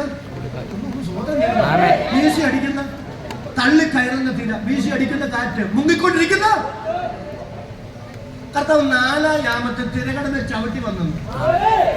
എന്റെ ചോദ്യം, കർത്താവിനെ മലയിലിരുന്ന് കൽപ്പിച്ച ഈ പ്രതിസന്ധി മാറില്ലേ? ഒന്നും സ്വതന്ത്രം ചെയ്ത ശതാധിപന്റെ ദാസൻ രോഗിയായില്ലേ? യഹൂദ മൂപ്പന്മാരെ കർത്താവിന്റെ അടുക്കൽ ഈ ശതാധിപൻ പറഞ്ഞു വിട്ടിട്ട് പറയുന്നില്ലേ, എന്റെ ദാസൻ അത്യാസന്ന നിലയിൽ കിടക്കുകയാണ്, കർത്താവിനോട് പറയണം ഒന്ന് സൗഖ്യമാക്കാൻ. ഈ യഹൂദ പ്രമാണികൾ മൂപ്പന്മാർ എന്ന് പറഞ്ഞു, അത് ചെയ്തു കൊടുക്കാൻ അവൻ യോഗ്യനാണ്, അവൻ നമ്മുടെ ജനത്തെ സ്നേഹിക്കുന്നു, നമുക്കൊരു പള്ളിയും പണിതു തന്നു, അതുകൊണ്ട് ദയവായിട്ട് അവന്റെ ദാസനെ സൗഖ്യമാക്കണം. കർത്താവ് അവിടെ സൗഖ്യമാക്കാൻ ചെല്ലുമ്പോൾ ആ ശതാധിപൻ അവന്റെ സ്നേഹിതന്മാരെ വിട്ട് കർത്താവിനോട് പറയാം, പൊന്നു കർത്താവ് എന്റെ വീടിനകത്ത് വരല്ലേ. നമ്മൾ പാടുന്ന പാട്ടില്ലേ, എന്റെ പുരയ്ക്കകത്ത് വരാൻ, ആ പാട്ടല്ലേ, എന്റെ പുരയ്ക്കകത്ത് ഒന്ന് സ്വതന്ത്രം ചെയ്ത് പറഞ്ഞു, എന്റെ പുരയ്ക്കകത്ത് വരാൻ ഞാൻ പോരാത്തവനാണ് എന്ന് കർത്താവിനോട് പറയുന്നില്ലേ? കർത്താവിനോട് പറഞ്ഞ, കർത്താവേ എന്റെ വീടിനകത്ത് വരല്ലേ എന്നൊക്കെ പറഞ്ഞതിന്റെ അഹങ്കാരം കൊണ്ടൊന്നും അല്ലേ, അങ്ങനെ പുരയ്ക്കകത്ത് വരാൻ ഞാൻ യോഗ്യനല്ല കർത്താവ്, ഞാനിപ്പോൾ അധികാരത്തിന്റെ കീഴിലുള്ള മനുഷ്യനാണ്. അത് വിശദീകരിക്കുന്നില്ല. കർത്താവ് ആ വീട്ടിൽ ചെല്ലാതെ നിൽക്കുന്നിടത്ത് നിന്ന് പറഞ്ഞപ്പോൾ അവന്റെ ദാസന് സൗഖ്യം വന്നു. ആ വീട്ടിൽ ചെല്ലേണ്ടി വന്നില്ല, തലയിൽ കൈവയ്ക്കേണ്ടി വന്നില്ല, നിന്നിടത്ത് നിന്ന് പറഞ്ഞപ്പോൾ മൈലുകൾക്കപ്പുറത്ത് സൗഖ്യം വ്യാപരിച്ചു. എന്റെ ചോദ്യം, അങ്ങനെയാണെങ്കിൽ മലയിലിരിക്കുന്ന കർത്താവിന് എത്ര പേർക്ക് സന്തോഷത്തോടെ ആമേൻ പറയാൻ കഴിയും? മലയിലിരിക്കുന്ന കർത്താവിന് ആ പ്രതിസന്ധിയോട് മാറിപ്പോയി എന്ന് പറഞ്ഞാൽ ആ പ്രതിസന്ധിയിൽ നിന്ന് ശിഷ്യന്മാരെ വിടുവിക്കാൻ കഴിയില്ലേ? പക്ഷേ മലയിലിരുന്ന് പ്രതിസന്ധി മാറ്റിയല്ല, തിരയുടെ മേൽ ചവിട്ടി ശിഷ്യന്മാരുടെ അടുക്കൽ വന്നു. ഇപ്പൊ അവരുടെ ചിന്ത എന്താണെന്നറിയാമോ? ഇപ്പൊ അവരുടെ പ്രതിസന്ധി ഉയരുന്ന തിരയല്ല, വീശിയടിക്കുന്ന കാറ്റുമല്ല. കർത്താവേ, പണ്ടിങ്ങനെ ഒരു പ്രതിസന്ധിയിൽ അങ്ങ് ഞങ്ങളുടെ ഒപ്പം ഉണ്ടായിരുന്നു, എന്നാൽ ഇന്ന് ഞങ്ങൾ ഒറ്റയ്ക്കാണ്, അങ്ങ് ഞങ്ങളുടെ കൂടെ ഇല്ലല്ലോ എന്ന ചിന്തയാണ് അവരെ അധികം വേദനിപ്പിക്കുന്നത്. ഈ പ്രശ്നം പരിഹരിക്കാൻ, ഈ പ്രതിസന്ധിയിൽ ഞങ്ങൾ ഒറ്റയ്ക്കാണ്, യേശു കൂടെ ഇല്ലെന്നുള്ള ചിന്തയാണ് അവരെ വേദനിപ്പിച്ചത്. എന്നാൽ മലയിൽ ഇരുന്ന് പ്രശ്നം പരിഹരിക്കാതെ അവരുടെ അടുക്കൽ എത്തി എന്റെ കർത്താവ് ഒരു കാര്യം തെളിയിച്ചു. ആരാ പറഞ്ഞത്? ഞാൻ ഒപ്പമില്ലെന്ന്. പ്രതിസന്ധിയുടെ നടുവിൽ, പോരാട്ടങ്ങളുടെ നടുവിൽ, ജീവിതത്തിന്റെ പരിപരുത്തി അനുഭവങ്ങളിൽ അസാധ്യതകളെ കൊണ്ട് നിങ്ങൾ വലയുമ്പോൾ നിങ്ങൾ ഒറ്റയ്ക്കല്ല, നിങ്ങളുടെ ഒപ്പം ഞാനുമുണ്ട്. കൃപ വെച്ച ദൈവമക്കളെ, ഇന്ന് പകൽ ആധാരം തുറന്നു സ്തോത്രം ചെയ്ത് പറഞ്ഞ് ഇന്ന് പകൽ നിരാശകൾ മാറട്ടെ യേശുവിന്റെ നാമത്തിൽ. പരിശുദ്ധാത്മാവ് വചനം കൊണ്ട് ചിലരെ വിവേചിക്കുകയാണ്. ആരും എനിക്കില്ല, ഞാൻ ഒറ്റപ്പെടുത്തപ്പെട്ടു എന്ന ശൂന്യതാ ബോധം നിന്റെ അകത്ത് ദുഷ്ടപിശാച് വിതച്ച്, ദൈവം പോലും എന്നെ കൈവിട്ടോ, ദൈവം പോലും എന്റെ പ്രാർത്ഥന കേൾക്കുന്നില്ലേ എന്ന് ചിന്തിച്ച് ഇന്ന് പകൽ വ്യാകുലപ്പെടുന്ന ചിലരോട് പരിശുദ്ധാത്മാവ് ഇന്ന് പകൽ ആഴമായി ഇടപെടുന്നു. നിന്റെ ഹൃദയം ഉറച്ചിരിക്കട്ടെ, നിന്റെ ഹൃദയം ധൈര്യപ്പെട്ടിരിക്കട്ടെ. നിന്റെ പ്രതിസന്ധിയിൽ നീ ഒറ്റയ്ക്കല്ല, നിന്റെ ഒപ്പം ഞാനുണ്ടെന്ന് കർത്താവ് അരുളി ചെയ്യുമ്പോൾ ആധാരം തുറന്ന് സ്തോത്രം പറയാൻ മനസ്സുള്ള അഭിഷേകന്മാർ ദൈവമക്കൾ കരമടിച്ച് ആധാരങ്ങൾ തുറന്ന് അന്യഭാഷയിൽ ദൈവത്തിന് സ്തോത്രം ചെയ്യാം. യഹോവ എന്റെ വെളിച്ചവും എന്റെ രക്ഷയുമാകുന്നു, ഞാൻ ആരെ ഭയപ്പെടും? യഹോവ എന്റെ ജീവന്റെ ബലം, ഞാൻ ആരെ പേടിക്കും? എന്റെ വൈരികളും ശത്രുക്കളുമായ ദുഷ്കർമ്മികൾ എന്റെ മാംസത്തിന്റെ അടുക്കുമ്പോൾ ഇടറി വീഴും ഒരു സൈന്യം എന്റെ നേരെ പാളയം ഇറങ്ങിയാലും ഞാൻ ഭയപ്പെടുകയില്ല. എനിക്ക് യുദ്ധം നേരിട്ടാലും ഞാൻ നിർഭയമായിരിക്കും. എന്തുകൊണ്ട്? ദൈവം എന്റെ ഒപ്പമുണ്ട്. കരമുയർത്തി ശക്തിയോടെ ആമേൻ പറയാൻ എത്ര പേർക്ക് മനസ്സുണ്ട്? പറഞ്ഞു, ആരിലും എൻ മനോഭാരങ്ങളെ അറിയുന്ന വല്ലവൻ. 1-2 ചരണം മാത്രം ഒന്ന് പറയാൻ മതി. ദൈവത്തിന് സ്തോത്രം. ഒരു 2 മിനിറ്റ് ഉണ്ടെക്കുന്നു വിശ്രമം എടുക്കാനാണ്. ആരിലും എൻ മനോഭാരങ്ങളെ.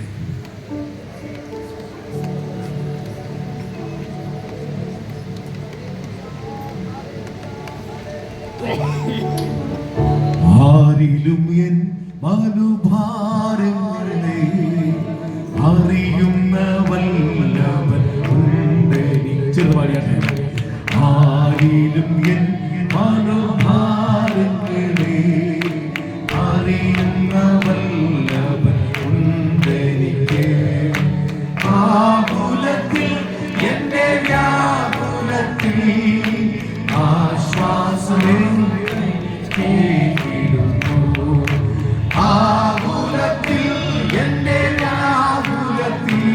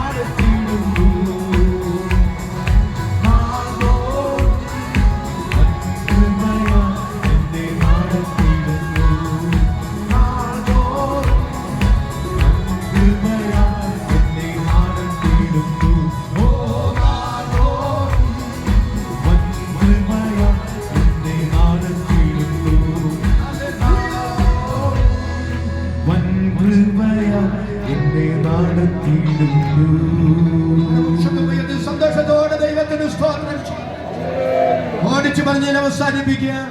ഇസഹാക്കിന്റെ രണ്ടാമത്തെ പ്രത്യേകത, ഇസഹാക്കിന്റെ ചുമലിൽ ചുമട് വെച്ചു കൊടുത്ത അപ്പൻ ഇസഹാക്കിനൊപ്പമുണ്ട്. പക്ഷെ മകന്റെ കാര്യം ഞാൻ പറയുകയാണ്, ചുമലിൽ ചുമടുള്ളപ്പോഴും അപ്പനൊപ്പം ഇസഹാക്കുണ്ട്. സന്തോഷത്തോടെ സ്തോത്രം ചെയ്യുക. എല്ലാം അനുകൂലമായിരിക്കുമ്പോൾ, എല്ലാം ഉള്ളപ്പോൾ ദൈവത്തോടു കൂടെ നടക്കാനും തുള്ളിച്ചാടാനും സ്തോത്രം പറയാനും എളുപ്പമാണ്. എന്നാൽ എല്ലാം പ്രതികൂലമായിരിക്കുമ്പോഴും ചുമലിൽ ചുമടുള്ളപ്പോഴും അപ്പനൊപ്പം നടക്കാൻ ഇന്ന് പകൽ എനിക്ക് കൃപ തരണമെന്ന് അധരം തുറന്ന് ദൈവത്തോട് സ്തോത്രം ചെയ്ത് പ്രാർത്ഥിക്കുന്ന എത്ര ദൈവമക്കൾ ഇവിടെ ഉണ്ട് പ്രിയരെ. അതാ ക്രിസ്തീയ ജീവിതം. കരമുയർത്തി അധരങ്ങൾ തുറന്ന് ശക്തിയോടെ ദൈവത്തിന് സ്തോത്രം ചെയ്യുക.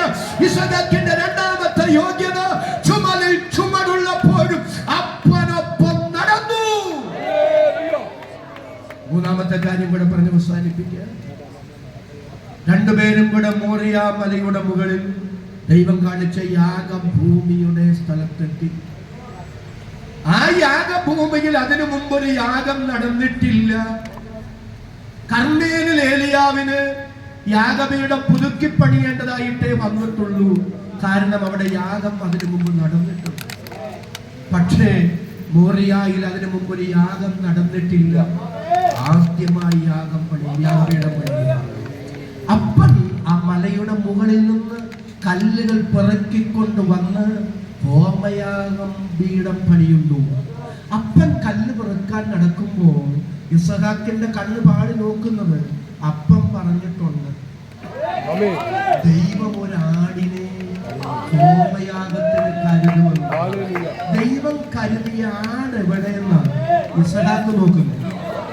സന്തോഷത്തോടെ രാമൻ പറഞ്ഞു. പക്ഷെ ഒരു കാര്യം ഞാൻ പറയാം, കല്ല് പെറുക്കി നടന്ന അബ്രഹാം അതുവരെ ഒരു ആടിനെ കണ്ടില്ല. ഇത്രയുള്ള കല്ലുകൾ തപ്പിപ്പെറുക്കി നടക്കുമ്പോൾ ഇത്രയുള്ള ആടുണ്ട് കാണേണ്ടതല്ലേ? ആ മലയിൽ അരിച്ചു പെറുക്കി കല്ല് പെറുക്കി നടന്ന അബ്രഹാം ഒരു ആടിനെ കണ്ടില്ല. കണ്ണു പരതി ആ മല മുഴുവൻ നോക്കിയ ഇസഹാക്ക് ഒരു ആടിനെ കണ്ടില്ല. പക്ഷെ ദൈവം കരുതിയ ആട് പത്ത് പുറകിലുണ്ടായിരുന്നു. തുമ്പുകൾ കുരുങ്ങി ദൈവത്തിന്റെ സ്തോത്രം ആടിനെ ദൈവമാക്കിയിട്ടുണ്ടായിരുന്നു. ഇന്ന് പറഞ്ഞ സ്തോത്രം ചെയ്തു പറയാ, ദൈവം കരുതിയ പല കരുതലുകളും ഇന്നും നിങ്ങളുടെ മുമ്പിൽ വെളിപ്പെട്ടു വന്നിട്ടില്ല.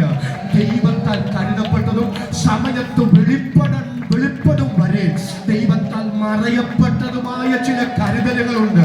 നിങ്ങളുടെ കണ്ണിന് മുമ്പിൽ പല കരുതലുകളും വെളിപ്പെട്ടില്ല എന്നുള്ളത് കൊണ്ട് അതില്ലെന്ന് ചിന്തിക്കേണ്ട.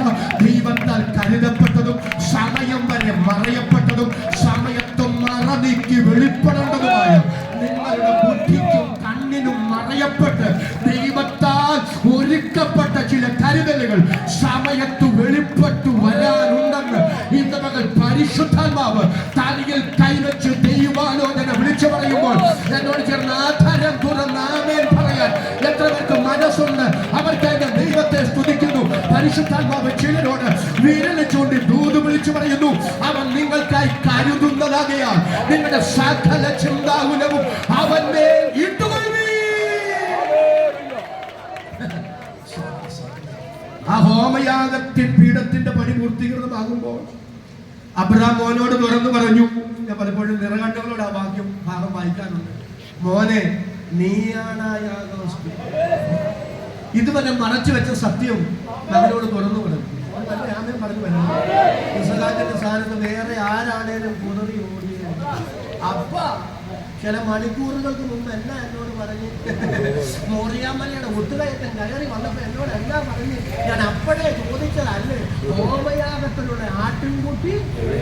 അപ്പ പറഞ്ഞു ദൈവം കരുതും ദൈവം കരുതും ദൈവം കരുതും ദൈവം കരുതും എന്ന് പറഞ്ഞിട്ട് ഒരാമയെന്ന് പറഞ്ഞു. അപ്പ പറയാ ഞാനാണ് എന്നാ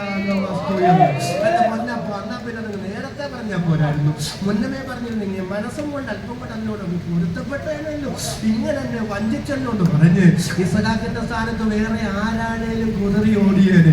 നമ്മളെപ്പോലെ കൊച്ചു കുഞ്ഞൊന്നുമല്ല, നമ്മൾ ചിന്തിക്കുന്നത് കൊച്ചു കുഞ്ഞൊന്നുമല്ല ഇസഹാക്ക്. അന്ന് ഇസഹാക്കിന് ഏറ്റവും കുറഞ്ഞ 33 വയസ്സ് പ്രായമുണ്ട്. കാരണം ഉൽപ്പത്തി പുസ്തകം 23-ാം അധ്യായത്തിൽ സാറായിയുടെ മരണം രേഖപ്പെടുത്തിയിട്ടുണ്ട്. സാറാ മരിക്കുമ്പോൾ സാറായിക്ക് എത്ര വയസ്സുണ്ടായിരുന്നു? ഒരു ആമേൻ പറഞ്ഞെന്ന് പറഞ്ഞു. ആമേൻ പറയും. ഞാൻ ചോദിക്കുന്നത് സാറായിയുടെ പ്രായമാണ്. സാറാ മരിക്കുമ്പോൾ സാറായിക്ക് എത്ര വയസ്സുണ്ടായിരുന്നു? 127 വയസ്സ്. എത്രയാ? 127 വയസ്സ്. സാറായിയുടെ എത്രാമത്തെ വയസ്സിലുള്ള മകനായി ഇസഹാക്ക്? അതറിയാം. ഒരു ആമേൻ പറഞ്ഞു. എത്രാമത്തെ വയസ്സ്? 90-ാമത്തെ വയസ്സ്. എത്രയാ? 90-ാമത്തെ വയസ്സ്. അപ്പൊ സാറാ മരിക്കുമ്പോൾ ഇസഹാക്കിന് എത്ര വയസ്സുണ്ട്? 137 വയസ്സില്ലേ? ആര് മരിക്കുന്നു? 127-ാമത്തെ വയസ്സിൽ സാറാ മരിക്കുന്നു. സാറായുടെ 90-ാമത്തെ വയസ്സിലുള്ള മകനാണ് ഇസഹാക്ക്. അങ്ങനെയാണെങ്കിൽ സാറാ മരിക്കുമ്പോൾ ഇസഹാക്കിന് എത്ര വയസ്സുണ്ട്? 37 വയസ്സ്. 22-ാം അധ്യായത്തിനും 23-ാം അധ്യായത്തിനും ഇടയ്ക്ക് ഒരു 3-4 വർഷത്തെ ഇടവേള ഇട്ടാലും, കാരണം 22-ാം അധ്യായത്തിലാണ് ഇസഹാക്ക് ഹോമയാഗവേദിയിൽ കിടത്തപ്പെടുന്നത്. 23-ാം അധ്യായത്തിനും 22-ാം അധ്യായത്തിനും ഇടയ്ക്ക് 2-3-4 വർഷത്തെ ഇടവേള ഇട്ടാലും ഇസഹാക്കിന് ഏറ്റവും കുറഞ്ഞത് 33 വയസ്സ് പ്രായമുണ്ട്. നല്ല ആരോഗ്യ ദൃഢഗാത്രനാണ്. കാരണം അതുവരെ കഴുതപ്പുറത്ത് കൊണ്ടുവന്ന് ആ വിറക് കെട്ട് ചുമന്ന് ആ മലയുടെ കുത്തുകയറ്റം കയറണമെങ്കിൽ നല്ല ആരോഗ്യ ദൃഢഗാത്രനാണ് ഇസഹാക്ക്.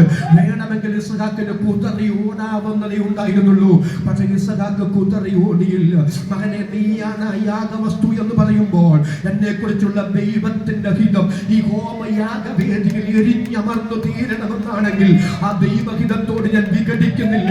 ആ ദൈവഹിതത്തിന് സമ്പൂർണ്ണമായി വിധേയപ്പെട്ട് കൈകാലികൾ കെട്ടപ്പെട്ട് യാഗപീഠത്തിൽ കിടക്കാൻ വിധേയപ്പെട്ടു കൊടുത്തവന് വേണ്ടിയാണ് ദൈവത്തിന്റെ അത്ഭുതം മോറിയായിൽ വെളിപ്പെട്ടതെങ്കിൽ ഇന്ന് നമുക്ക് സ്തോത്രം ചെയ്തു പറ. അങ്ങനെ ഹിതത്തിനായി എന്നെ വിധേയപ്പെടുത്തി തരുന്നു.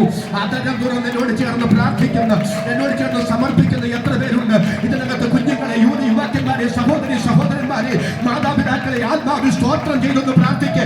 എന്റെ ഇഷ്ടത്തിന്, എന്റെ ഹിതത്തിന് എന്നെ വിട്ടുകൊടുക്കൽ, എന്റെ കുടുംബത്തെ വിട്ടുകൊടുക്കൽ, എന്റെ തലമുറയെ വിട്ടുകൊടുക്കൽ. അങ്ങനെ ഹിതം മാത്രം എന്റെ മേൽ, എന്റെ മിനിസ്ട്രിയുടെ മേൽ, എന്റെ സഭയുടെ മേൽ, എന്റെ തലമുറയുടെ മേൽ വെളിപ്പെട്ടു വരണം. അതിനായി ഞങ്ങൾ സമർപ്പിക്കുന്നു എന്ന് ആദരം തുറന്ന് സ്തോത്രം ചെയ്ത് പറയാൻ മനസ്സുള്ള ദൈവത്തിൽ കരവും ശബ്ദവും ഉയർത്തി ഒരിക്കൽ കൂടെ ദൈവത്തിന് സ്തോത്രം ചെയ്യുക. ആ യാഥാർത്ഥ്യം നാം മറക്കല്ലേ.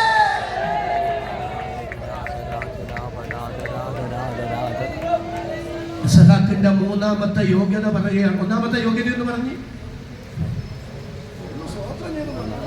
ഇസഹാക്കിന്റെ 1-ാമത്തെ യോഗ്യത എന്താ?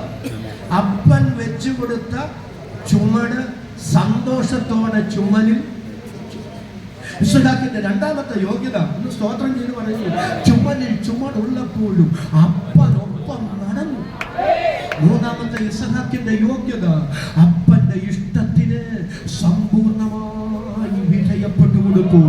ഹോമയാഗവേദിയിൽ ഒരു ഹോമയാഗ വസ്തുവായി എരിഞ്ഞു തീരേണ്ടുന്നതിന് കൈകാലുകൾ കെട്ടി വിധേയപ്പെടുത്തി കൊടുത്തു.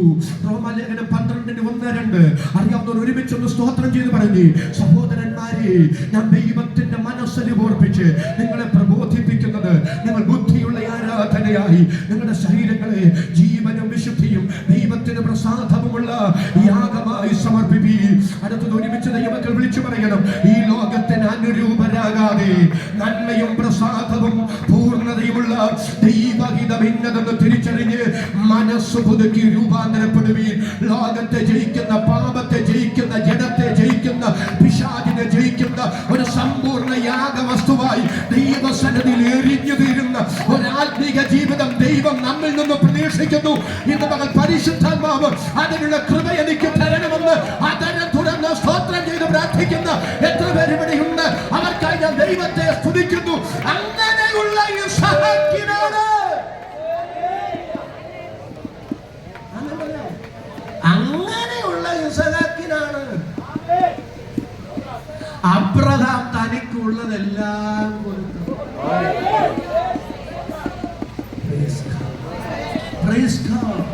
ക്രിസ്തീയ ജീവിതം ഈസി അല്ല കേട്ടോ.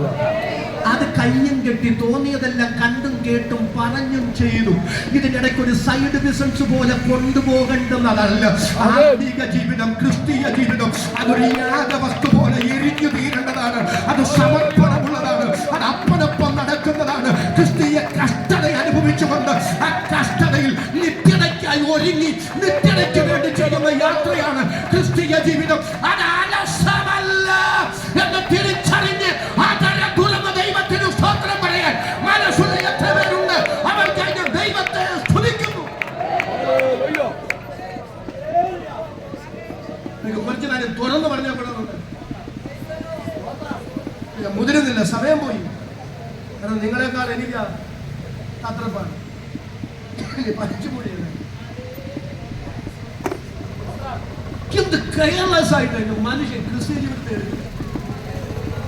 എല്ലാവർക്കും ദൈവത്തെ വേണം, അവരുടെ കാര്യം സാധിക്കും.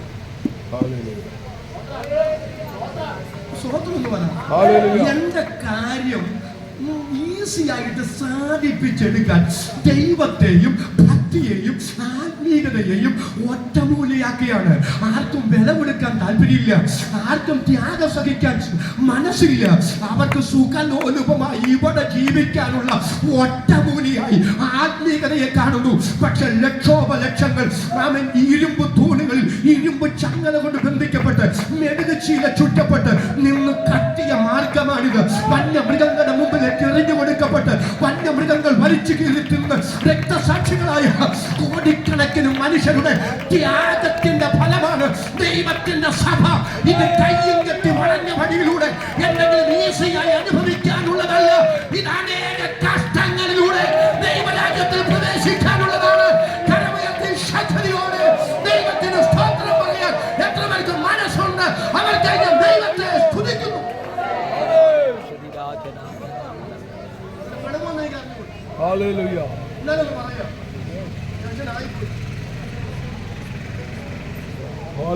ആർക്കെങ്കിലും എന്തെങ്കിലും വന്ന ഉടനെ നമ്മുടെ ജീവിതം അവന്റെ ജീവിതത്തിൽ ഒന്നും ഇല്ലെങ്കിലും പൂർവികരുടെ ഒരുപാട് എങ്കിലും മാന്തി മാന്തി മാന്തി അസ്ഥി കൊണ്ടുവന്നിട്ട് വലിയ കണ്ടപ്പന്റെ കാലത്ത് ഇങ്ങനെ ചെയ്താലും ഒരു സ്വോത്രം എന്ന് പറയാം. അതുകൊണ്ടാണ് അവർക്കിത് നമ്മൾ യുദ്ധം മുങ്ങിപ്പൊങ്ങി അന്യഭാഷയുടെ പറഞ്ഞപ്പോൾ ഒന്നും വേണം. അതുകൊണ്ട് എന്താ ഗതി? പണ്ട് സഭകളിലൊക്കെ ഭാരവും പ്രയാസവും നമ്മുടെ സങ്കടം ലോകമൊക്കെ ഉണ്ടാകുമ്പോ വീട്ടിൽ നോക്കി ഒറ്റയ്ക്ക് വന്നവരല്ലേ, നാട്ടുകാരും വീട്ടുകാരും വരുന്നതല്ലേ.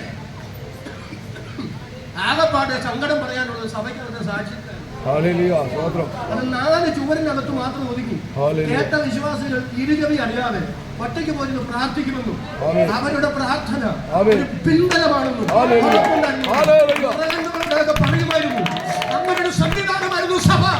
വിശ്വസിക്കാൻ കൊള്ളാവുന്നവരും പരസ്പരം ഉൾക്കൊള്ളുന്നവരും തമ്മിൽ തമ്മിൽ ഭാരങ്ങൾ ചുമക്കുന്നവരുമായിരുന്നു സഭയിലുള്ള ദൈവമക്കൾ. പക്ഷെ ഇന്നുണ്ടല്ലോ, ഇന്നെല്ലാം ഇനി ഉള്ളിൽ കൊണ്ട് നടക്കുക. സഭയ്ക്കകത്ത് പറയാൻ പറ്റില്ല. കാരണം പണിതാൽ പിറ്റേ ദിവസം തൊഴിലുറപ്പിന്റെ ചർച്ചയാണ്. വെറുതെ പറയല്ല, വെറുതെ നൊന്ന് ഞാൻ പറയാം.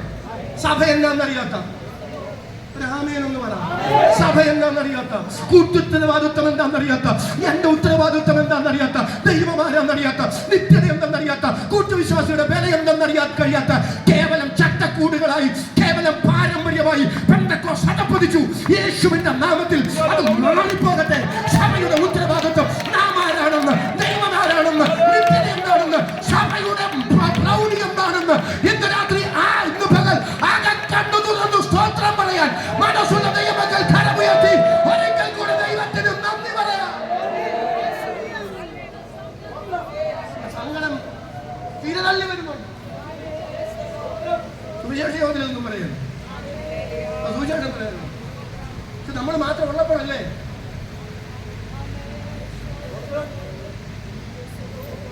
ഏതെങ്കിലും ഒരു ശുശ്രൂഷകൻ ഒരു നടുവേദന ഉണ്ടെങ്കിൽ പോലും പറയാൻ പറ്റില്ല. അങ്ങനെ ഏതാണ്ട് വലിയ രോഗം ആ പറഞ്ഞതിന്റെ ആശ്വാസമല്ലോ. പുള്ളിന്റെ വേദിക്കാട് ആകല്യം ഒഴിച്ച്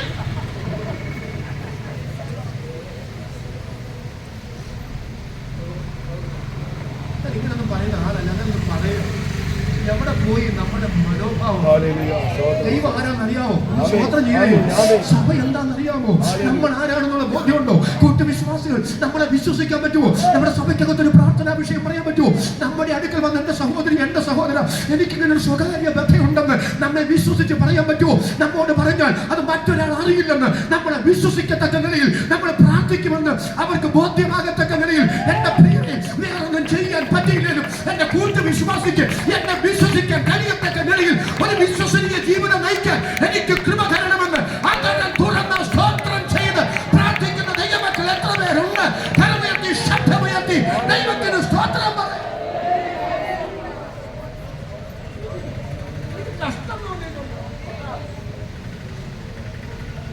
സഹോദരിമാരുണ്ടല്ലോ, ചില മാസപ്രാർത്ഥനയ്ക്കൊക്കെ വരാൻ പറ്റിയ